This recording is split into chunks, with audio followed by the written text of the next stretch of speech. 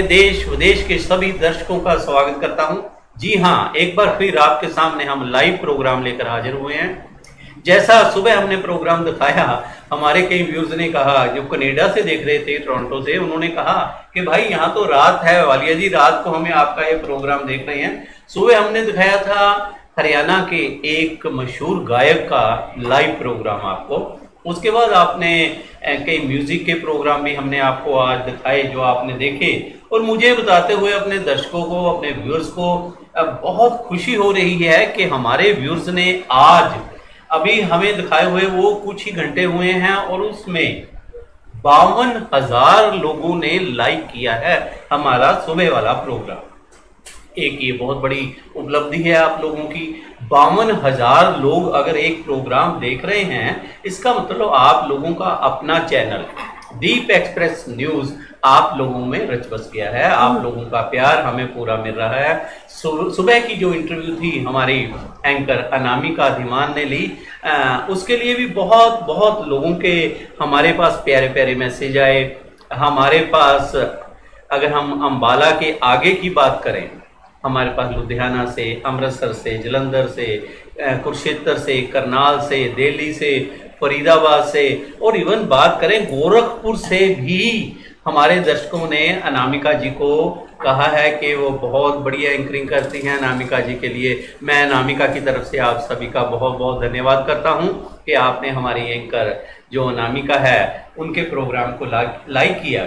और अब हम दूसरी ओर आपको लेकर चलते हैं। जी हाँ, वापस अंबाला में आते हुए दोस्तों, जैसा आप जानते हैं कि कोरोना महामारी पूरे विश्व में फैली हुई है, और अगर हम बात करें WHO वर्ल्ड हेल्थ ऑर्गेनाइजेशन ने भी कुछ रूल्स रेगुलेशंस पूरे दे रखे हैं जिनका पालन पूरे विश्व में हो रहा है। हम बात करते हैं हिंदुस्तान के प्रधानमंत्री नरेंद्र मोदी जी ने जो गाइडलाइन दी, आगे देशवासियों के नाम समय समय पर संदेश दिए, लोगों ने उनका पालन किया। अगर हम बात करें हरियाणा के मुख्यमंत्री हमारे खट्टर साहब जो खुद लड़ते लड़ते जो खुद कोरोना पॉजिटिव पाए गए, लेकिन प्रभु की कृपा से अब वो ठीक हैं और बहुत जल्द वो दोबारा मैदान में आकर कार्यभार संभालने वाले हैं। अब हम बात करते हैं अंबाला की। जी हाँ, अंबाला के विधायक हमारे असीम गोयल जी, वो भी पब्लिक के बीच में डटे रहे, कार्य करते रहे, और उनको भी कुछ कोरोना की प्रॉब्लम थोड़ा हो गई थी, लेकिन अब वो स्वस्थ हैं, वो भी ठीक हैं। आप सभी की दुआओं से हमारे सारे नेता ठीक ठाक होकर दोबारा काम पर लग गए हैं। हम बात करें कोरोना से आगे निकल कर के, ये तो दुनिया है, चलेगी चलती रहेगी, ऐसा ही होता है। दोस्तों, अंबाला में कई समाज सेवी संस्थाएं लगी हुई हैं लोगों का भला करने के लिए, लोगों के हर दुख सुख में खड़ने के लिए। कहते हैं कि अगर शरीर के सभी अंग चलते रहें तभी मनुष्य ठीक ठाक रहता है। अगर हम अंगों की बात करें, अंगों में सबसे महत्वपूर्ण एक अंग है जिसे हम कह देते हैं आंखें। कहते हैं ना, आपकी आंखें बहुत खूबसूरत हैं, आप बहुत बढ़िया देखते हो। अगर कोई थोड़ा टेढ़ा मेढ़ा देखे तो उसको हम दूसरा नाम भी दे देते हैं, वही देख रहा है ये बठिंडे की तरफ, और देख रहा है ये लुधियाना की तरफ। इस तरह की भी हम बातें कर देते हैं आंखों की अगर बात करें। चलिए, ये तो मैं मजाक में आपके साथ बात कर रहा था। आज हम बात करने जा रहे हैं एक ऐसी संस्था की, माधव नेत्र बैंक। जी हाँ, माधव नेत्र बैंक एक ऐसा बैंक, हमारे अंबाला के एक हमारे बुजुर्ग थे, बुजुर्गों के आशीर्वाद से ही सारे कार्य होते हैं। जी, ओम प्रकाश शर्मा जी, जिन्होंने अपने कुछ साथियों के साथ मिलकर अंबाला में माधव नेत्र बैंक की स्थापना की, जिसमें हमारे डॉक्टर वोरा साहब हैं, हमारे अगर मैं नाम लूँ नरेंद्र बत्रा जी, जो बैंक से रिटायर्ड DGM से, उनके साथ उनके सभी साथियों ने मिलकर उसको आगे बढ़ाया। माधव नेत्र बैंक एक पखवाड़ा मना रहा है 25 अगस्त से 8 सितंबर तक आईज डोनेशन का। जी हाँ, आई डोनेशन मतलब नेत्रदान। कहते हैं ना, जीते जीते रक्तदान, जाते जाते नेत्रदान। उसी स्लोगन को आगे बढ़ाते हुए हमारे साथी, हमारे बड़े भाई जो इस कार्य में लगे हुए हैं, हमारे साथ आज रूबरू प्रोग्राम में, जो देश विदेश में प्रोग्राम देख रहे हैं। आप लोगों ने भी कहा था कि नरेंद्र बत्रा जी को एक बार फिर स्टूडियो में बुलाना, उनसे बातचीत करेंगे। आज बहुत अच्छा लगा।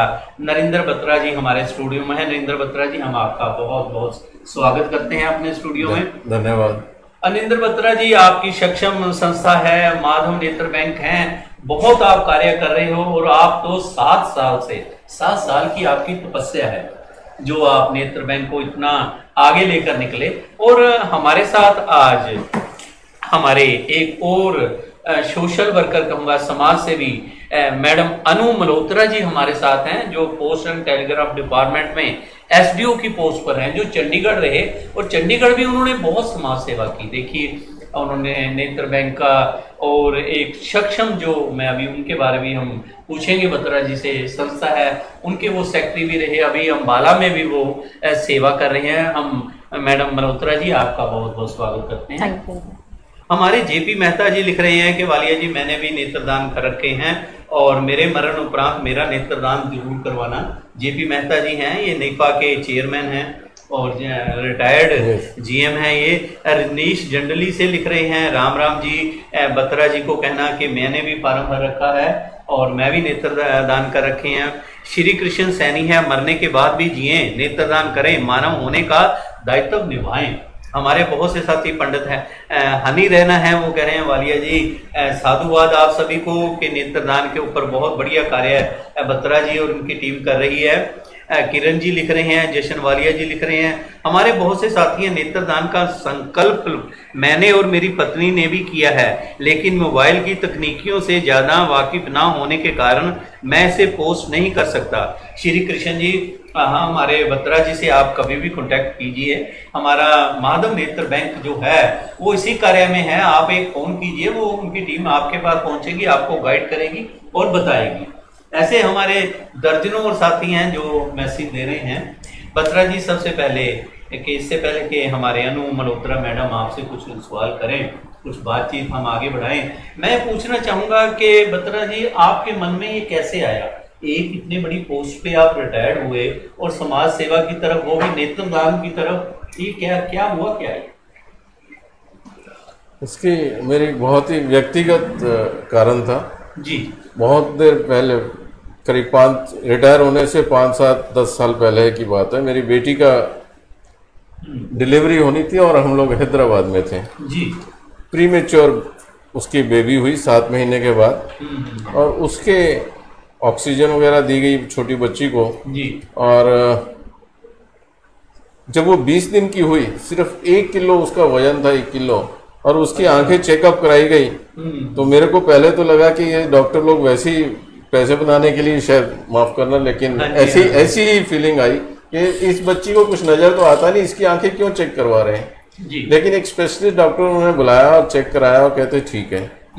1 हफ्ते बाद फिर बुलाया उसको, मेरा शक पक्का हो गया कि ये तो जरूर पैसे ही बनाया, लेकिन वो चेक करने के बाद बड़े डॉक्टर ने मेरे को बुलाया और के प्रीमेच्योर बेबी हुई है, इसकी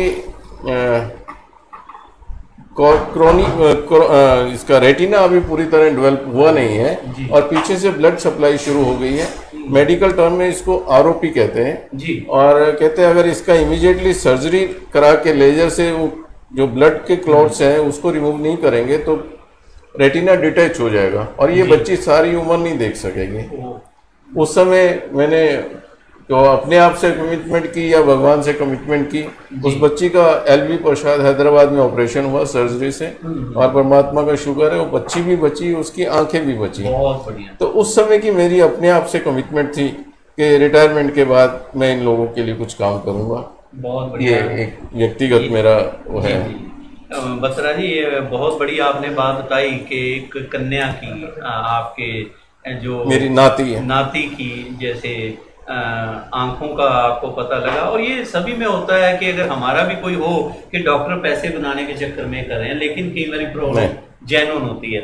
मैडम अनु मल्होत्रा जी, मैं आपसे बात करूंगा, आप चंडीगढ़ में रहे, चंडीगढ़ में भी आपने बहुत कार्य किया, कुछ अपने बारे थोड़ी सी 1-2 मिनट में बात करेंगे, जानकारी देंगे?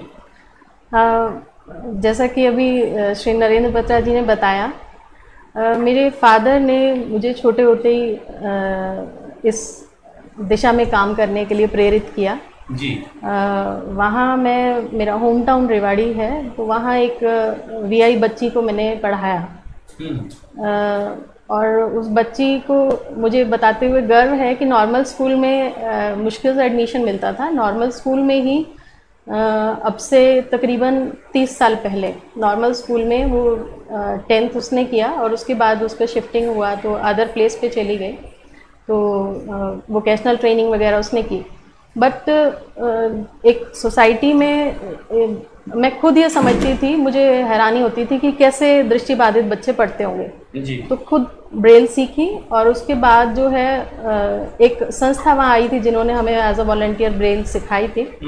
ब्रेल सीखी और उसके बाद उस बच्ची को सिखाए और बस तब से इस दिशा में काम कर रहे हैं। बड़ी बात मैडम ने बताई, इन्होंने कहा कि इन्होंने ब्रेल लिपि सीखी जो नेत्रहीन लोग हैं, जो उनकी स्टडी में काम आती है, आपने वो भी सीखी और आगे आप उस पर और वर्क भी कर रहे हैं। मुझे पता लगा जैसे आपने ट्रांजिस्टर में भी कुछ इस तरह का भी प्रोग्राम आपने ऑडियो रिकॉर्डिंग बुक्स की रिकॉर्डिंग वगैरह करते हैं वीआई बच्चे, क्योंकि वो सुन करके और अपना तो मैडम इसके बारे, क्योंकि आपको जानकारी काफ़ी है, मैं तो बीच बीच में सवाल कुछ बत्रा जी से और आपसे जरूर पूछूंगा। आप बत्रा जी से कुछ पूछना चाहेंगी इसके बारे में? हाँ बिल्कुल। बत्रा जी से मैं पूछूं इससे पहले मैं दर्शकों से थोड़ी सी बात करना चाहूँगी। थोड़ा हाँ, बत्रा जी से मैं कुछ सवाल लूँ उससे पहले मैं दर्शकों से बात करना चाहूँगी कि आप, ये दुनिया इतनी खूबसूरत है, आप सभी ने ध्यान दिया कि बनाने वाले ने दुनिया इतनी खूबसूरत कैसे बनाई और हमें ये खूबसूरत इतनी रंगीन क्यों लगती है? क्योंकि हमारे पास आँखें हैं इसे देखने के लिए, हम इसे देख पाते हैं। अगर इंसान के बस में होता तो शायद ही दुनिया में कोई व्यक्ति ऐसा होता जो आँखों से वंचित रह जाता। पर फिर भी जैसा कि हमारे प्रोग्राम में अभी हम जान चुके हैं कि सक्षम माधव नेत्र बैंक ये संस्थाएं हैं जो इस दिशा में काम कर रही हैं, भगवान और इंसान के फ़र्क को मिटाने की कोशिश कर रही हैं। तो नरेंद्र बत्रा जी से आज हम इसी विषय पर जानना चाहेंगे कि नेत्रदान क्यों करें, क्यों ज़रूरी है नेत्रदान, और नेत्रदान जो लोग करना चाहते हैं वो कैसे कर सकते हैं। तो मेरा सबसे पहला सवाल रिस्पेक्टेड बत्रा जी आपसे यही है कि साइंस ने इतना प्रोग्रेस कर लिया है, फिर आई डोनेशन की ज़रूरत क्यों पड़ती है? ये सच में अपने आप में एक विडम्बना ही है। साइंस ने बहुत तरक्की की है, चंद्रमा तक पहुंच गए हैं और अब तो यानी हिंदुस्तान से भी स्पेस वहाँ पे बिना ह्यूमन के वहाँ पे चले जाता है, आदमी के बिना चले जाता है चंद्रमा तक। और मेडिकल साइंस ने भी तरक्की की है और जब लोगों के कैटरेक्ट होता है तो आँख के अंदर जो लेंस पड़ता है वो आर्टिफिशियल लेंस पड़ जाता है, लेकिन जो कॉर्निया है जो आँख के बाहर होता है, ये काले सा घूम रहा है, इसके ऊपर भी बहुत पतला सा बारीक झिल्ली होती है, वो आज तक आर्टिफिशियली नहीं बन पाया। और शायद जिस तरीके से खून आज तक आर्टिफिशियली नहीं बन पाया उसी तरीके से कॉर्निया भी जो है आर्टिफिशियली नहीं बन पाया और ना बन पाएगा। किसी व्यक्ति को जरूरत है तो नेत्रदान से ही मिलेगा, अदरवाइज नहीं मिल सकता। तभी कहते हैं कि आंखें अनमोल हैं। आंखें अनमोल हैं। ठीक है, तो मेरा अगला सवाल मैं आपसे जानना चाहती हूँ कि आई डोनेशन कौन कौन लोग कर सकते हैं? आई डोनेशन कोई भी व्यक्ति कर सकता है जिसकी आंखें हैं। और हम लोग ये जब पखवाड़ा मना रहे थे तो कुछ लोगों के कमेंट्स आए कि मेरी आंखें वीक है तो क्या मैं आंखें डोनेट कर सकता हूँ? हाँ, कर सकते हैं। जिनकी आंखें वीक है वो भी कर सकते हैं, जिनके बीपी है, शुगर है, वो भी आंखें डोनेट कर सकते हैं। और मैं तो यहाँ तक कहना चाहूँगा कि एक ब्लाइंड व्यक्ति भी अपनी आंखें डोनेट कर सकता है। बहुत बढ़िया, क्योंकि आंख के जो है देखने का जो सिस्टम है ये कैमरे की तरह होता है और इसके 3 पार्ट होते हैं। एक आगे लेंस है, एक उसके पीछे पर्दा है जिसको रेटिना कहते हैं, और फिर एक मेन फ्रेम जैसे होता है, प्रोसेसर होता है। तो नर्वस सिस्टम है जो ब्रेन को इमेज जो है कैरी करके देता है। तो कहीं पे भी कुछ गड़बड़ होती है तो आदमी नहीं देख सकता।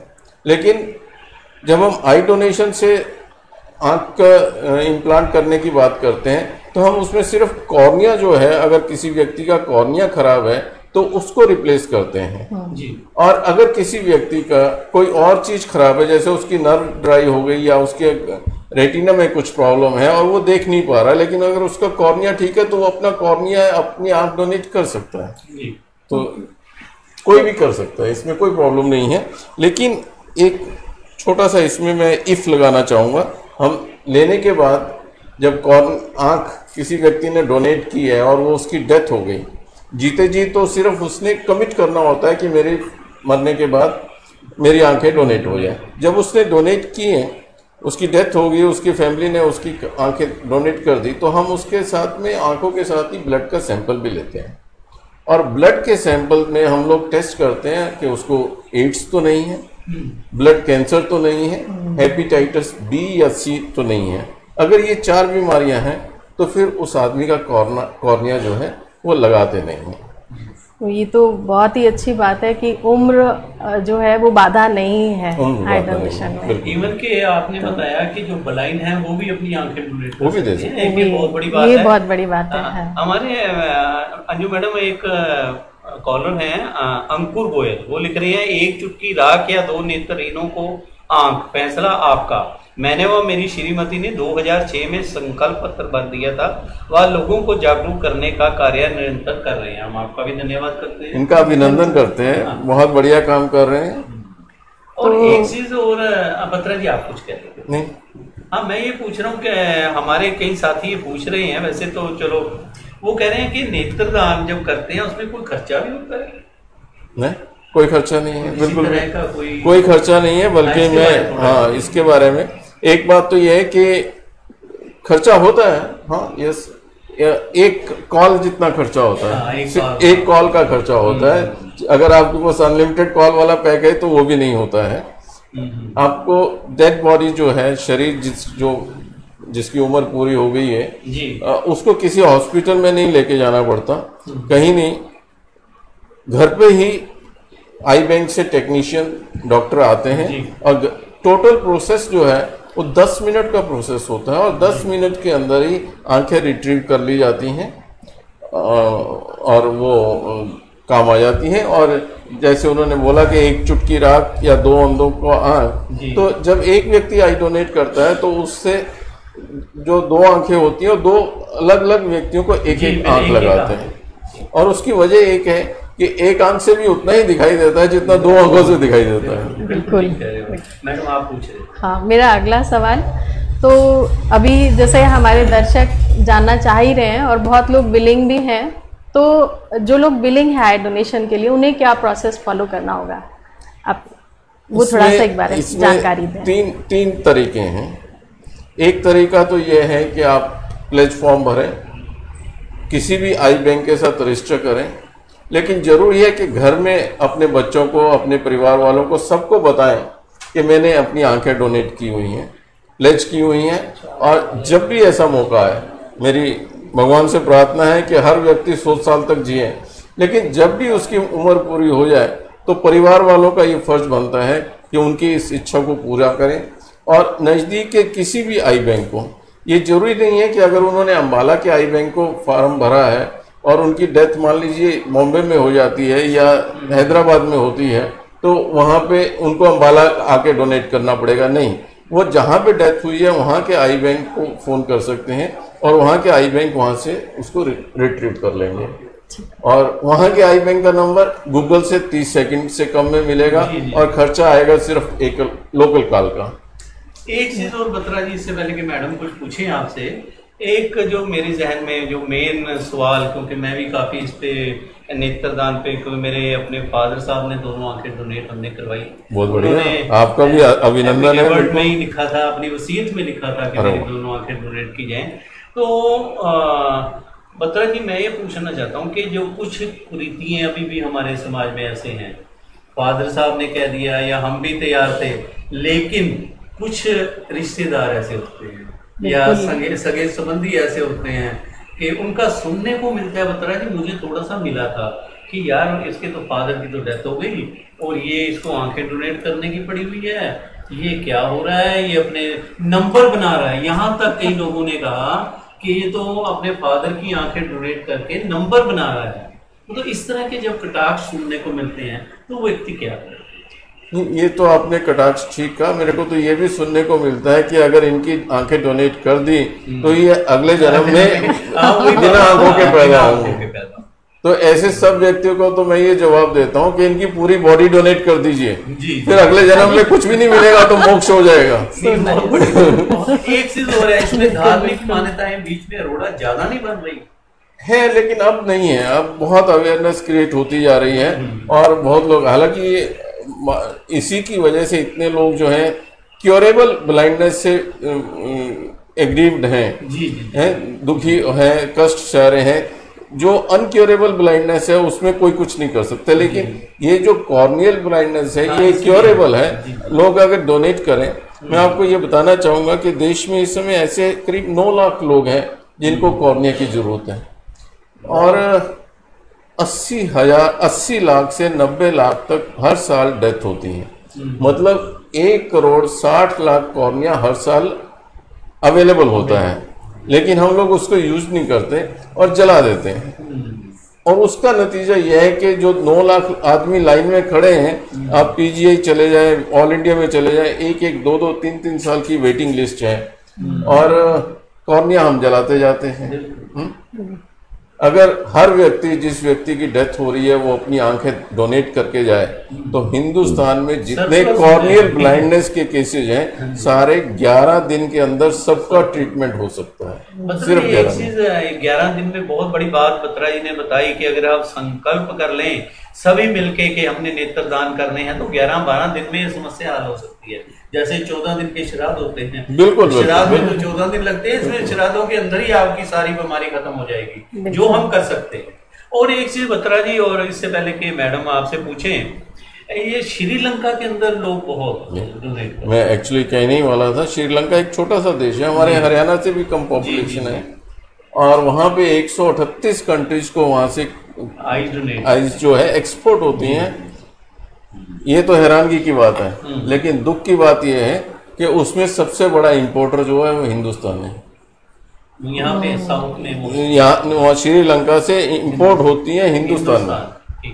ये बहुत ही दुख की, शर्म की बात है, मैं ये कहना चाहूंगा। मैं वही दूसरी लैंग्वेज में बहुत बड़ी बात है। बत्रा जी से पहले मैडम प्लीज आप पूछिए, हमारे दुरेजा जी हैं, वरिंदर कुमार दुरेजा जी, नेत्रदान का पुण्य कार्य की विस्तृत व उत्तम जानकारी, हम सब इन नए कार्यों में भागी आपके जरूर बनेंगे, ये लिख रहे हैं। सुभाष बजाज जी हैं, दीप एक्सप्रेस न्यूज में आज दोबारा बत्रा जी को देख के बहुत खुशी हुई, गॉड ब्लेस हिम।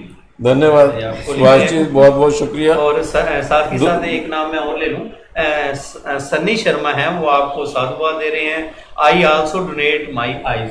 बहुत बढ़िया, बहुत बढ़िया मैडम आप। बिल्कुल। हाँ, मेरा अगला सवाल कि अभी पिछले आपने सवाल का जवाब देते हुए बताया कि प्लेज फॉर्म भरना होता है, तो क्या ये प्लेज फॉर्म भरना जरूरी है? और साथ ही मैं ये भी जानना चाहूंगी कि जो पर्सन विलिंग है आई डोनेट करने के लिए, तो जीते ही उसकी आंखें ली जाएंगी या मृत्युपरांत? थोड़ा ये भी बताएं। मैं एक बता रहा था आपको, एक तो प्लेज फॉर्म भरना जरूरी होता है और प्लेज फॉर्म जहाँ पे भरा है वहाँ पे ही आंखें डोनेट हो या एक्चुअल में दी जाए वो जरूरी नहीं है, कहीं भी किसी भी शहर में हो सकता है।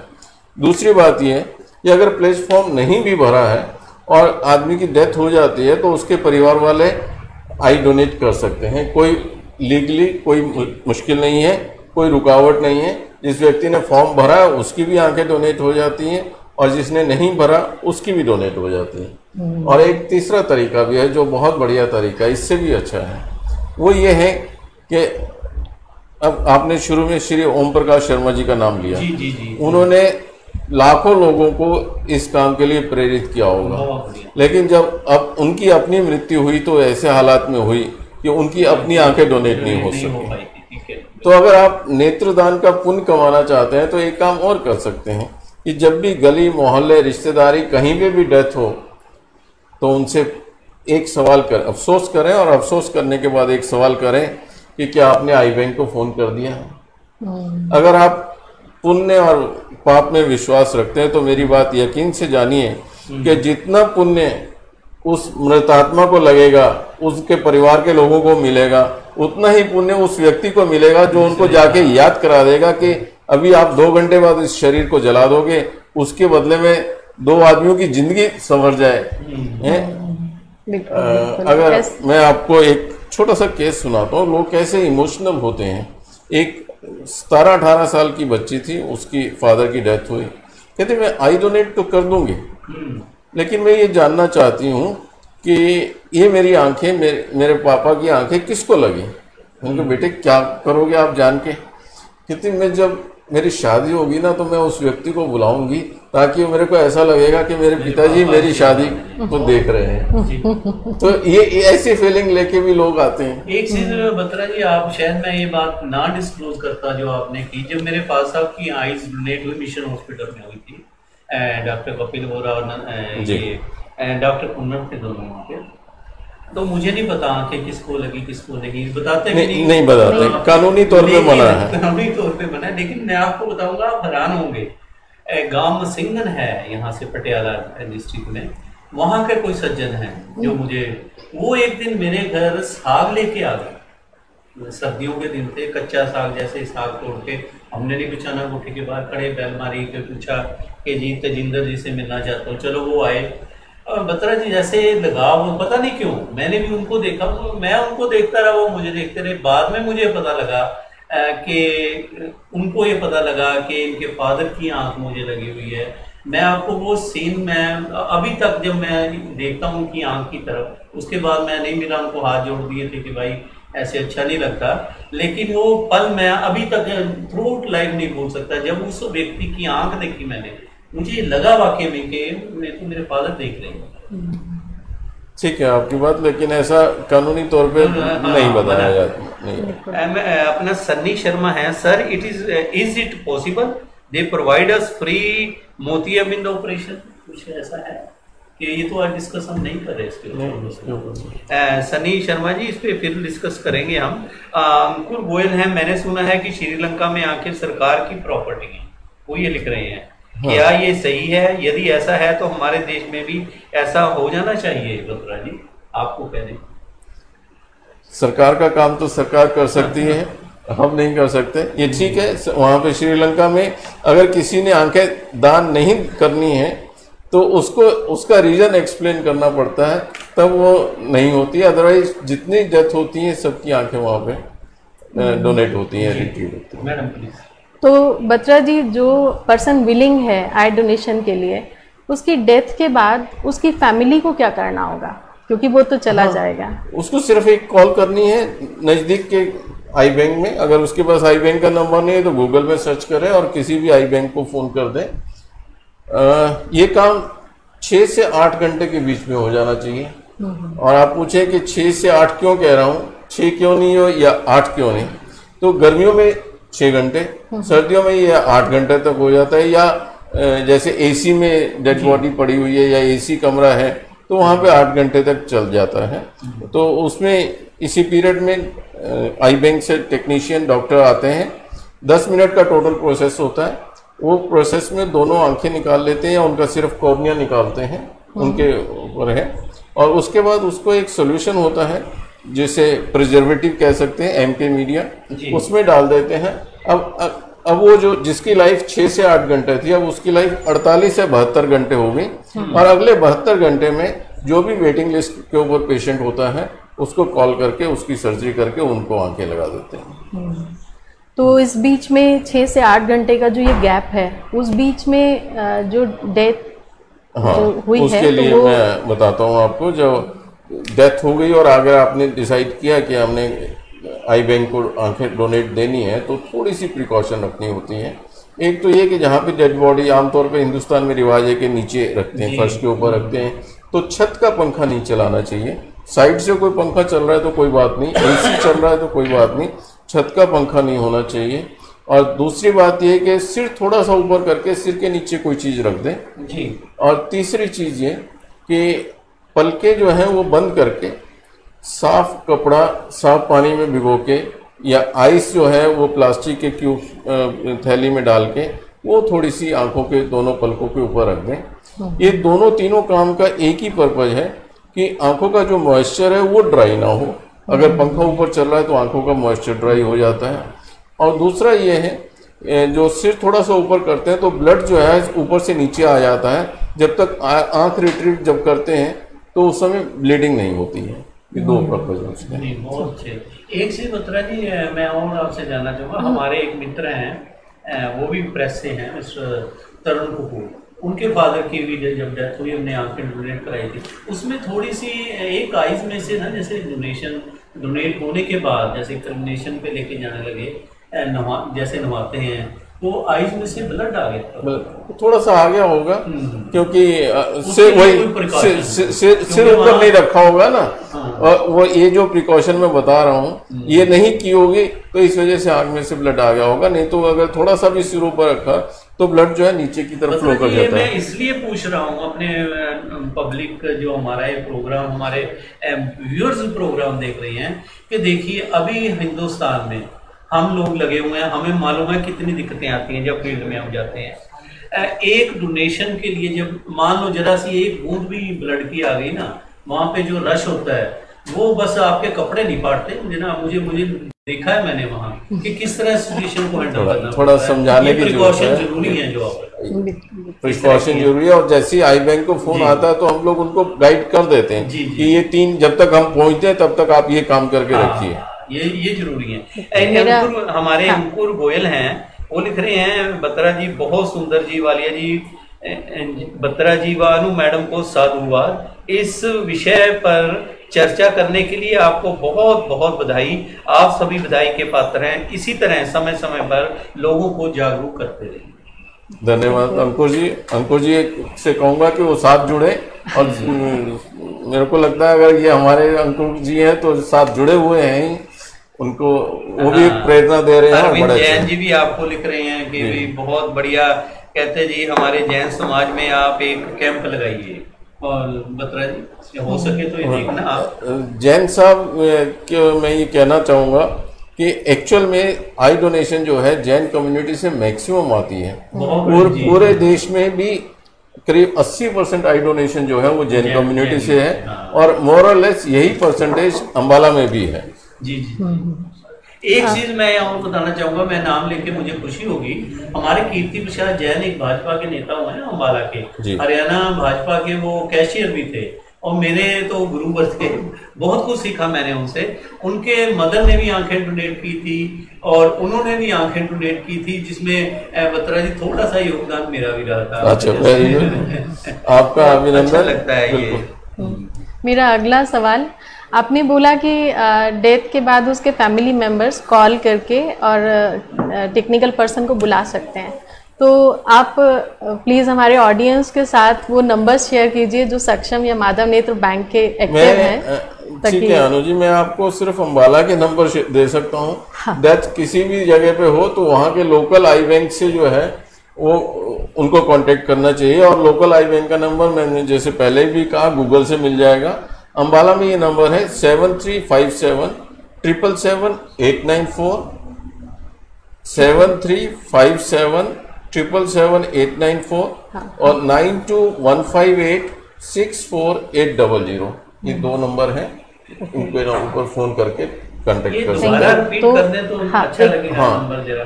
9215864800 9215864800 और दूसरा है 735-4x7-894। तो इन नंबरों पर क्या रात में भी कर सकते हैं? रात में भी कर सकते हैं, बिल्कुल 24 घंटे ही रहते हैं। ये तो बहुत ही अच्छी बात है। ये तो ताकि वो बहुत बड़ी जानकारी आपने दी। इससे पहले कि मैडम और पूछें, हमारे श्री कृष्ण सैनी जी हैं, वो आपसे पूछ रहे हैं, बत्रा जी आपको साधुवाद आपका देना अंबाला के लोग नहीं दे सकते, ऐसा लोगों का ऐसा कुछ। चलिए खैर, जो पूछ रहे हैं, जैसे रक्तदान के क्षेत्र में जागरूकता के बाद रक्तदानियों की संख्या बढ़ी है, ऐसे ही आपके प्रयत्नों व चलो वालिया जी भी साथ लगा दिए उन्होंने, वालिया जी जैसे समाज सेवी गतिविधियों को बढ़ावा देने वाले दीप एक्सप्रेस न्यूज मीडिया चैनलों के माध्यम से नेत्रदान के क्षेत्र में भी आप लोगों को जागरूक अवश्य करते रहो। हमारा साधुवाद आपके साथ। लगे हुए हैं हम लोग। और श्री कृष्ण सैनी जी, अगर आप ये देख रहे हो प्रोग्राम, आप मैसेज दे रहे हो, हमें बहुत खुशी है। सैनी साहब, मुझे पता है कि आपने 100 कुछ बार ब्लड भी डोनेट किया है, और हो सके आप टाइम निकालिए, बत्रा जी से मिलिए, ये चैनल आपका अपना है, अपना चैनल पर आइए, बातचीत कीजिए, आप भी इस टीम में जुड़िए। बत्रा जी आपको भी साथ लेकर चलेंगे। सैनी साहब हमारे साथ ही हैं। अच्छा, हम जुड़े हुए हैं बिल्कुल। कृष्ण सैनी जी, बत्रा जी कह रहे हैं आप तो हमारे साथ हो, आप भी इसी तरह कविताएं बहुत बढ़िया लिखते हो, इस पे 2-4 लाइनें लिख के भी भेजो, हम वो भी अभी सुनाएंगे जी। बत्रा तो ये तो अभी नेत्रदान की हम बात कर रहे थे, पर जहाँ तक मुझे पता है कि सक्षम जो है इसके अलावा भी कई प्रकल्प चला रहा है दृष्टिबाधित लोगों के लिए, तो आप थोड़ा सा वो भी हमारे साथ शेयर करें प्लीज़।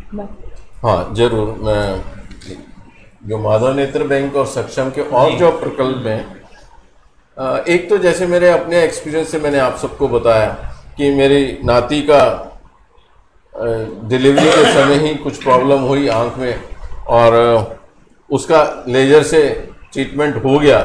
जब वो 1 महीने की भी नहीं थी, उस समय उसका लेजर से आंखों का ट्रीटमेंट हुआ और उसकी आंखें बच गई। एग्जैक्टली इसी तरीके से प्रिवेंशन जो है वो हमेशा ही क्योर से बेटर होता है। तो और प्रिवेंशन का सबसे बड़ा तरीका आसान है, सबसे बड़ा इम्पॉर्टेंट है कि अर्ली डिटेक्शन। जितनी जल्दी पता लग जाए कि इस बच्चे को कुछ बीमारी है, कुछ प्रॉब्लम है, उतनी जल्दी उसका डिटेक्शन होने के बाद उसका इलाज हो सकता है और आंखें बच सकती हैं।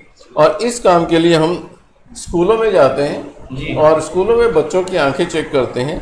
मेरे को बड़ी हैरानगी होती है कि 8 से 10% बच्चे जो हैं वो ऐसे निकलते हैं जिनकी आईसाइट वीक होती है, ना बच्चे को पता होता है, ना पेरेंट को पता होता है, ना टीचर को पता होता है। 8 से 10। पिछले साल हमारी टीम के कुछ मेंबर हैं, किरण छिब्बड़ जी हैं, भल्ला जी हैं, नरेश चोपड़ा जी हैं, कल्पशिखा जी हैं, बहुत लोग हैं।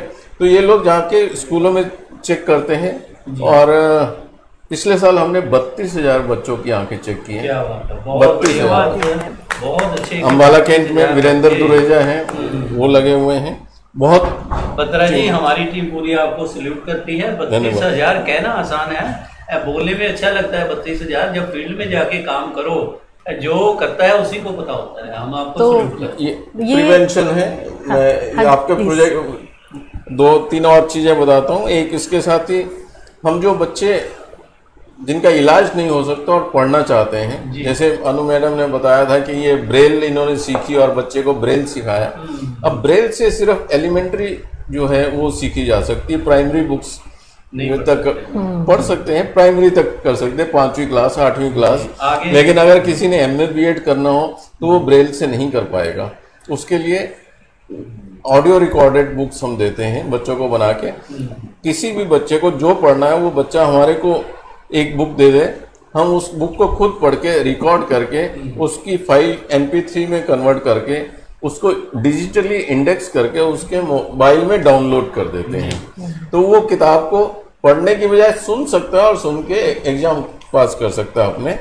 बड़ी खुशी की बात है मेरे को कि ऐसे कई बच्चे जो हैं, हमारी किताबें हम लोग करीब 250 किताबें रिकॉर्ड कर चुके हैं। और इसमें शुरू करने वाले अनु मैम ही थे जिन्होंने ये प्रोजेक्ट शुरू किया था।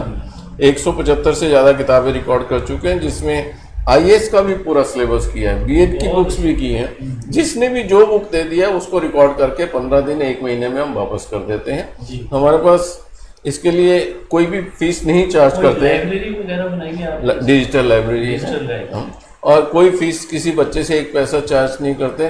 किसी वॉलंटियर को कुछ देते नहीं है। बहुत सारे नाम हैं जो इस शहर के मशहूर हैं। डॉक्टर नीलम थापर है हमारे साथ जुड़ी हुई, और इसी तरीके से बहुत लोग हैं जो अपने बिजी शेड्यूल में से थोड़ा सा टाइम निकाल के ये रिकॉर्डिंग का काम करते हैं। ये दूसरा प्रोजेक्ट है। और तीसरा प्रोजेक्ट है जो स्किंट होता है जी, जिसको हम बेंगापन कहते हैं। वो बच्चे, अगर गरीब बच्चे हैं, बहुत सारे लोगों को पता ही नहीं होता कि ये स्किंट जो है क्योरेबल है जी, इसका इलाज हो सकता है। वो तो सोचते हैं शायद पिछले जन्मों का कर्मों का कुछ फल है तो ऐसे ही चलना पड़ेगा।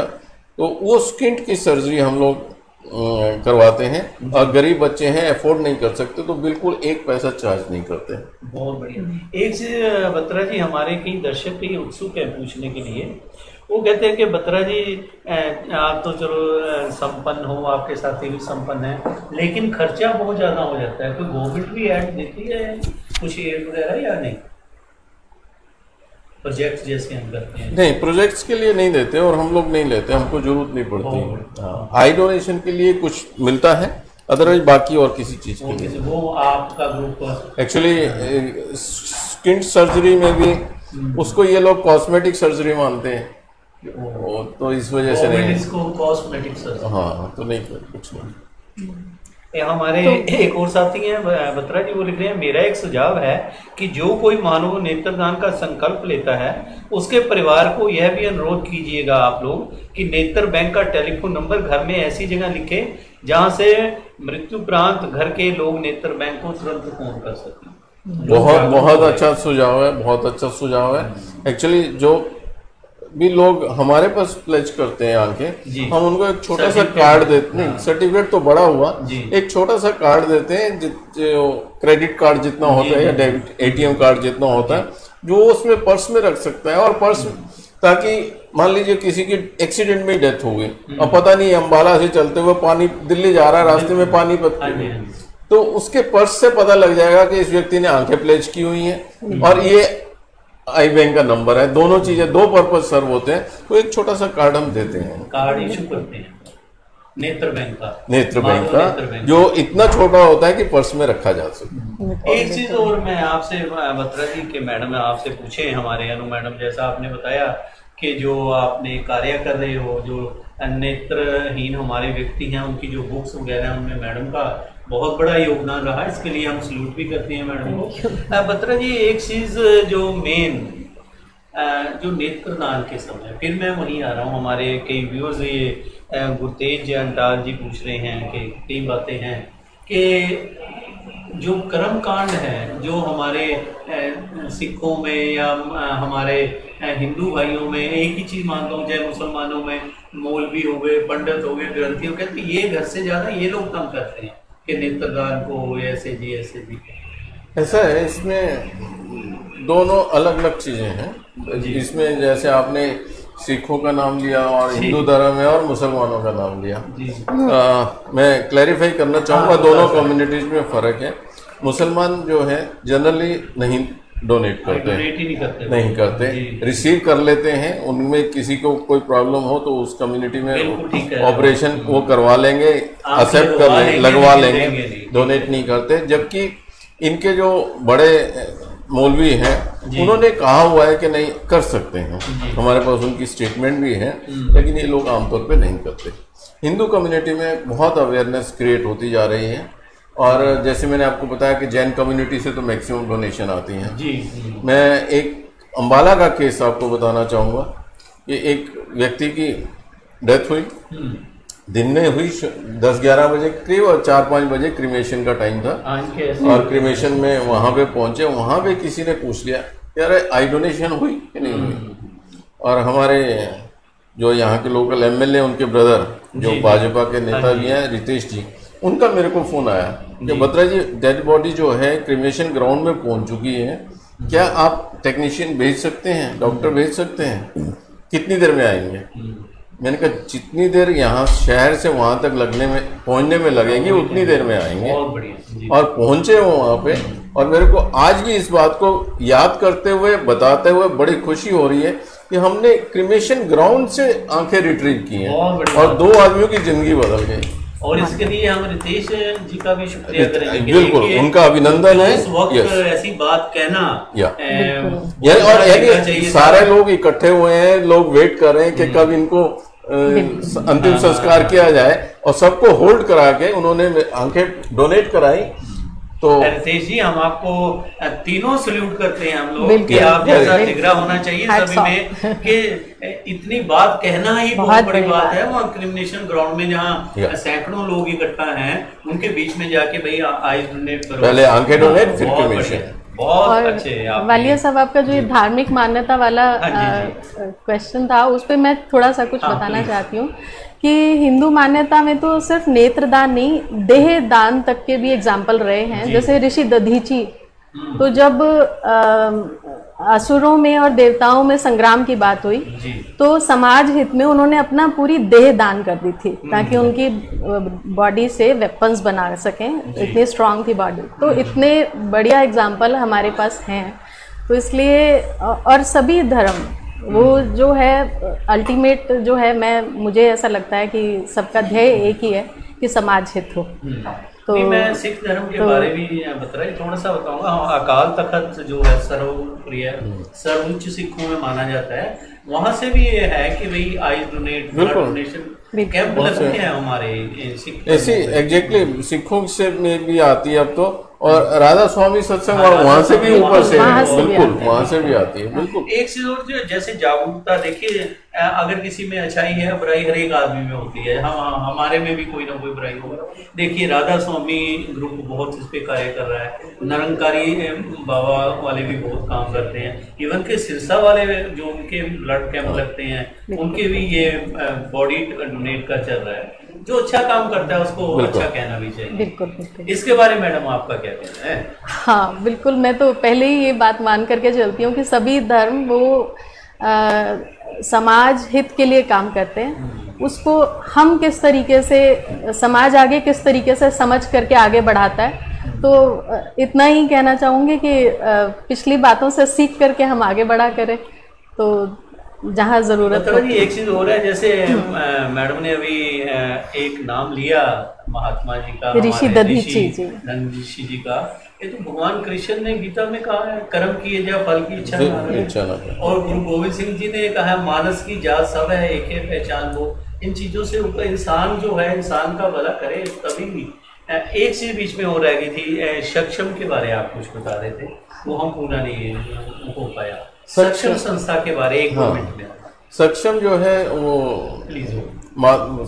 माधव नेत्र बैंक की पेरेंट ऑर्गेनाइजेशन है और सभी तरह के दिव्यांग लोगों के लिए काम करती है। आई जो ब्लाइंड है उनके लिए भी, और जो बाकी तरह की वो दिव्यांगता होती है, पहले 5 या 6 तरह की होती थी, आज 21 तरह की गवर्नमेंट ने दिव्यांगताएं नोटिफाई की हुई हैं। इसमें एसिड विक्टिम भी आ जाते हैं, रेप विक्टिम भी आ जाते हैं, और फिजिकली हैंडीकैप, मेंटली रिटार्डेड, ऐसे सब लोगों के लिए हम लोग काम करते हैं। और इसमें स्पेशली जो है डेफ एंड डम बच्चे हैं जो देख और सुन नहीं सकते हैं, उन बच्चों सुन और बोल नहीं सकते हैं, उन बच्चों के लिए ट्रांसप्लांट कराते हैं। एक प्लांट होता है कोक्लर इम्प्लांट, वो ब्रेन में इम्प्लांट हो जाता है और उसका सारा खर्चा गवर्नमेंट देती है। अच्छा। हाँ, तो ऐसे कई हमने ऑपरेशन करवाए हैं, रहे हैं। हाँ, जैसे एक तो मैंने आपको बताया 25 अगस्त से 8 सितंबर तक नेत्रदान जागरूकता पखवाड़ा पूरे देश में मनाया जा रहा है, और ये गवर्नमेंट की तरफ से ये दोनों डेट्स फाइनल है। अच्छा। इसी तरीके से ये सेंट्रल गवर्नमेंट की तरफ से सभी, और इसी तरीके से भारत विकास परिषद जो हमारे सिस्टर ऑर्गेनाइजेशन है, उसका भी पखवाड़ा चल रहा है, और वो लोग भी इसी तरीके के संस्कृति पखवाड़ा कहते हैं उसको, हाँ, और समाज सेवा के कार्य के साथ जुड़े हुए हैं, वो चल रहा है। और नेत्रदान से रिलेटेड मैं दर्शकों से कुछ रिक्वेस्ट करना चाहूँगा। 2-3 छोटी छोटी बातें हैं। एक बात तो यह है कि नेत्रदान मुहिम का हिस्सा बने। इसमें देने वालों को कुछ नहीं जाता है, उसने तो पूरी जिंदगी इन आंखों से यूज कर लिया, इनका भरपूर उपयोग किया, जाने के बाद ये आंखें उसके लिए बेकार हैं, लेकिन किसी और व्यक्ति के लिए उतनी ही कीमती हैं जितनी उसके लिए जब वो जीवित था उतनी कीमती थी। तो इसलिए नेत्रदान जरूर करें, खुद करें और औरों को करवाएं। जिन लोगों ने अभी इस मैसेज में दिया कि हमने नेत्रदान किए हुए हैं, उनसे भी मेरी रिक्वेस्ट है कि इसको और फैलाएं और लोगों को अवेयर करें, ये एक जरूरी बात है। दूसरी बात ये कि नेत्र की रक्षा करना भी ड्यूटी है। ये हमको देखने का सुख प्रदान करते हैं, तो इनकी रक्षा करना भी बहुत जरूरी है। और उसके लिए जब भी कभी भी कोई आंख से रिलेटेड प्रॉब्लम हो या ना हो तो भी रेगुलरली साल में 2 साल में किसी अच्छे आई डॉक्टर के पास रेगुलर चेकअप कराएं। और तीसरा, आंख की एक्सरसाइज करें जरूर। और लास्ट में एक और बात है कि किसी भी व्यक्ति के, गरीब बच्चे के अगर स्किंट है अम्बाला में तो उसको हमारे पास रेफर करें। ये जो 2 नंबर आई डोनेशन के लिए दिए हैं, उसी नंबर पे फ़ोन करके किसी भी बच्चे के अगर महंगापन है और बच्चे के फादर उसका अफोर्ड नहीं कर सकते ऑपरेशन, हमारे पास भेजें, हम उसको ऑपरेशन कराएंगे। बिल्कुल, बहुत ही। और किसी को भी जब भी गली मोहल्ले में रिश्तेदारी में डेथ की कोई खबर आए तो अफसोस करने के बाद आई बैंक को फ़ोन किया, ये जरूर सवाल पूछें। इस एक सवाल पूछने से 2 व्यक्तियों की पूरी जिंदगी बदल सकती है। नेत्रदान महादान इसीलिए कहते हैं क्योंकि इसमें देने वाले का कुछ नहीं जाता और मिलने वाले को पूरी दुनिया मिल जाती है। बिल्कुल बिल्कुल। हमारे बत्रा जी आचार्य मनोज शास्त्री जी हैं, ये लिख रहे हैं, सबसे पहले तो आप सभी को साधुवाद लिख रहे हैं। हमारे जाने के बाद मेरे शरीर का कोई भी अंग अगर किसी दूसरे मनुष्य के काम आए तो हमसे बड़ा भाग्यशाली शायद कोई और हो। बिल्कुल ठीक कह रहे हैं, बिल्कुल आचार्य जी बिल्कुल ठीक कह रहे हैं। उनको चाहिए कि अपना डोनेशन फॉर्म भरें बॉडी डोनेशन का। एक हमारे और साथी हैं, कुरुक्षेत्र से हैं, डॉक्टर प्रदीप शर्मा जी, ये कल्याणा प्रिंसिपल लगे हुए हैं और ये भी बहुत भावुक होकर साधुवाद भी दे रहे हैं। और इनका ये कहना है कि मुझे अच्छा लगेगा क्योंकि दीप एक्सप्रेस न्यूज़ के बारे में कह रहे हैं कि जब भी दीप एक्सप्रेस न्यूज़ पे इस तरह की वार्ता आती है हम सारे काम छोड़ देते हैं और उसे देखते हैं। प्रदीप जी, मैं दोनों हाथ जोड़ के आपका शुक्रिया अदा करता हूँ कि ऐसी ही देश प्रेमी की भावना आपके स्टूडेंट्स में भी आनी चाहिए। शर्मा जी, आप अपने स्टूडेंट्स को भी कहें इस तरह के प्रोग्राम और लाइक करें। देखिए, आपका बहुत बहुत दीप एक्सप्रेस न्यूज़ के बारे आपने इतने अच्छे विचार दिए, हम आपका बहुत बहुत धन्यवाद करते हैं। हाँ, ये मैं एक लास्ट में थोड़ा सा पूछना चाहती हूँ, ये जो प्रोजेक्ट्स डिफरेंट चल रहे हैं तो वॉलंटियर्स चला रहे हैं या प्रोफेशनल्स हैं? छोटा सा सवाल। नहीं, ये सब वॉलंटियर्स हैं, हम लोग कोई खर्चा वर्चा नहीं करते हैं।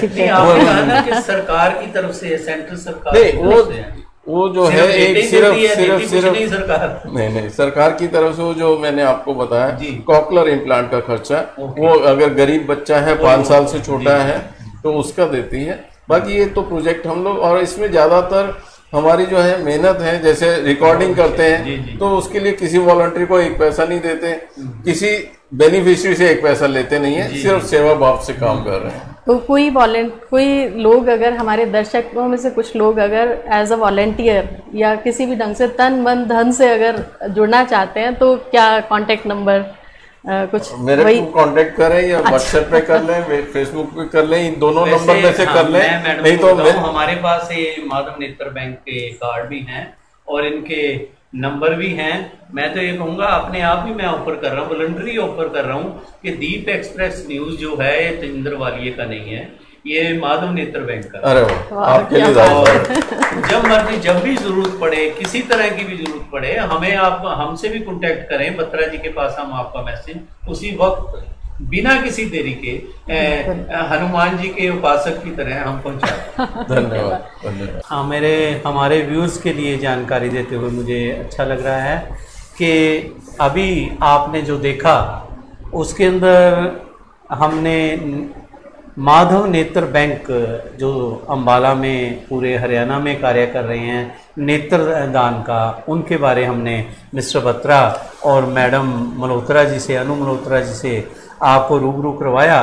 और हम बता दें कि अम्बाला के अंदर कई सामाजिक संस्थाएं लगी हुई हैं लोगों का भला करने के लिए, अच्छे कार्य करने के लिए। उनमें से एक संस्था है भारत विकास परिषद। जी हाँ, भारत विकास परिषद का अपना नाम है और भारत विकास परिषद की यहाँ लेबॉर्ट्री भी है। अगर हम बात करें भारत विकास परिषद की कई संस्थाएं पूरे हिंदुस्तान में कार्य कर रही हैं। आज हमारे साथ भारत विकास परिषद महर्षि दयानंद शाखा है अम्बाला की, उनके प्रेसिडेंट भारती खन्ना जी हमारे साथ हैं। खन्ना जी, हम आपका स्वागत करते हैं। और हमारे साथ विवेक सबलोक जी जो सेक्रेटरी हैं महर्षि दया शाखा अम्बाला के भारत विकास परिषद के, हम दोनों का हार्दिक अभिनंदन भी करते हैं। क्योंकि आज का दिन, आज संडे है, आज हमने स्पेशल ये दिन रखा था कि जो समाज सेवी संस्थाएं अम्बाला में कार्य करने में लगी हुई हैं, जैसे कई पखवाड़े चल रहे हैं, अभी माधव नेत्र बैंक की बात की आपने, सक्षम ग्रुप है उनकी बात की, अब हम भारत विकास परिषद की बात उनके सेक्रेटरी साहब से करते हुए, सब लोग जी आपका सबसे पहले बहुत बहुत धन्यवाद, हम स्वागत करते हैं आप हमारे स्टूडियो में। धन्यवाद। मैं आपका धन्यवाद करना चाहता हूं कि आपने हमें दीप एक्सप्रेस न्यूज़ जो ये प्लेटफॉर्म हमें दिया, भारत विकास परिषद महर्षि दयानंद शाखा की गतिविधियों को पब्लिक तक पहुंचाने के लिए।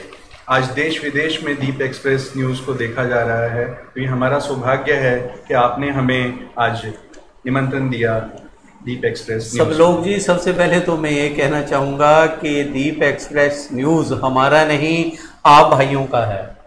ये भारत विकास परिषद का अपना चैनल है, हमारे यहाँ पे किसी तरह की कोई चार्जेस नहीं है, कोई फीस नहीं है, ये आपका अपनी आवाज़ है जो पब्लिक तक, लोगों तक लेकर हमारा फर्ज बनता है, हमारा भी कर्तव्य बनता है। जो कोई अच्छा कार्य कर रहा है, शहर की बेहतरी के लिए कार्य कर रहा है, हमारे गरीब भाइयों की बाजू पकड़ रहा है, कोई अच्छी बात करे, उनकी बात हम जरूर पब्लिक तक, पूरे हिंदुस्तान तक, हिंदुस्तान के बाहर जो लोग ये प्रोग्राम देखते हैं उन तक लेकर आए सब लोग जी। चलो हम बातचीत को आगे बढ़ाते हुए, हमें जैसे पता लगा था कि सांस्कृतिक पखवाड़ा आप मना रहे हो और 29 अगस्त से 12 सितंबर तक इसकी डेट जी, इसका क्या है, ये क्या चीज़ है, पखवाड़ा किस तरह का है, पूरे हिंदुस्तान में मना रहे हो या सिर्फ अम्बाला तक की? जी, भारत विकास परिषद केंद्रीय स्तर पर कार्य करती है। इसकी 1250 से अधिक शाखाएं हैं जी, जिसके 2 लाख से अधिक सदस्य हैं जी। भारत विकास परिषद का अगर कोई परिवार सदस्य बनता है तो महिला और पुरुष, हस्बैंड और वाइफ, इसके दोनों समान अधिकार के सदस्य बनते हैं, दोनों को वोटिंग राइट्स होते हैं। इसका उदाहरण ये है कि एक समय आया भारत विकास परिषद महर्षि दयानंद शाखा में आज से 5-6 साल पहले जी, जो 4 की पोस्ट है, प्रेसिडेंट, सेक्रेटरी, कैशियर और एक हमारी महिला सहभागिता प्रमुख रहती है, सारी महिला विंग को देखती है।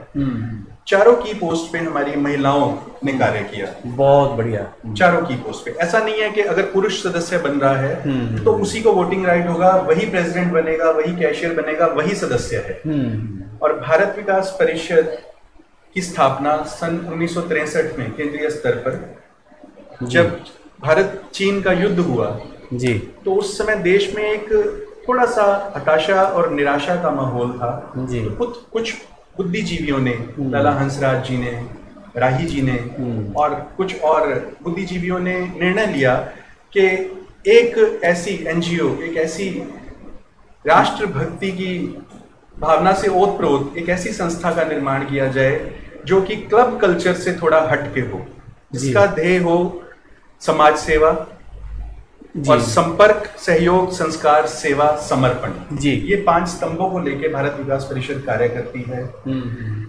सारा वर्ष हम सेवा के कार्य करते हैं, लेकिन अगस्त और सितंबर माह में केंद्रीय स्तर पर पूरे देश में सभी शाखाएं संस्कृति पखवाड़ा मनाती हैं, जिसमें केंद्र की ओर से निर्देश होते हैं कि कोई 5 सेवा के, संपर्क के, संस्कार के कोई ऐसे कार्य किए जाएं जी।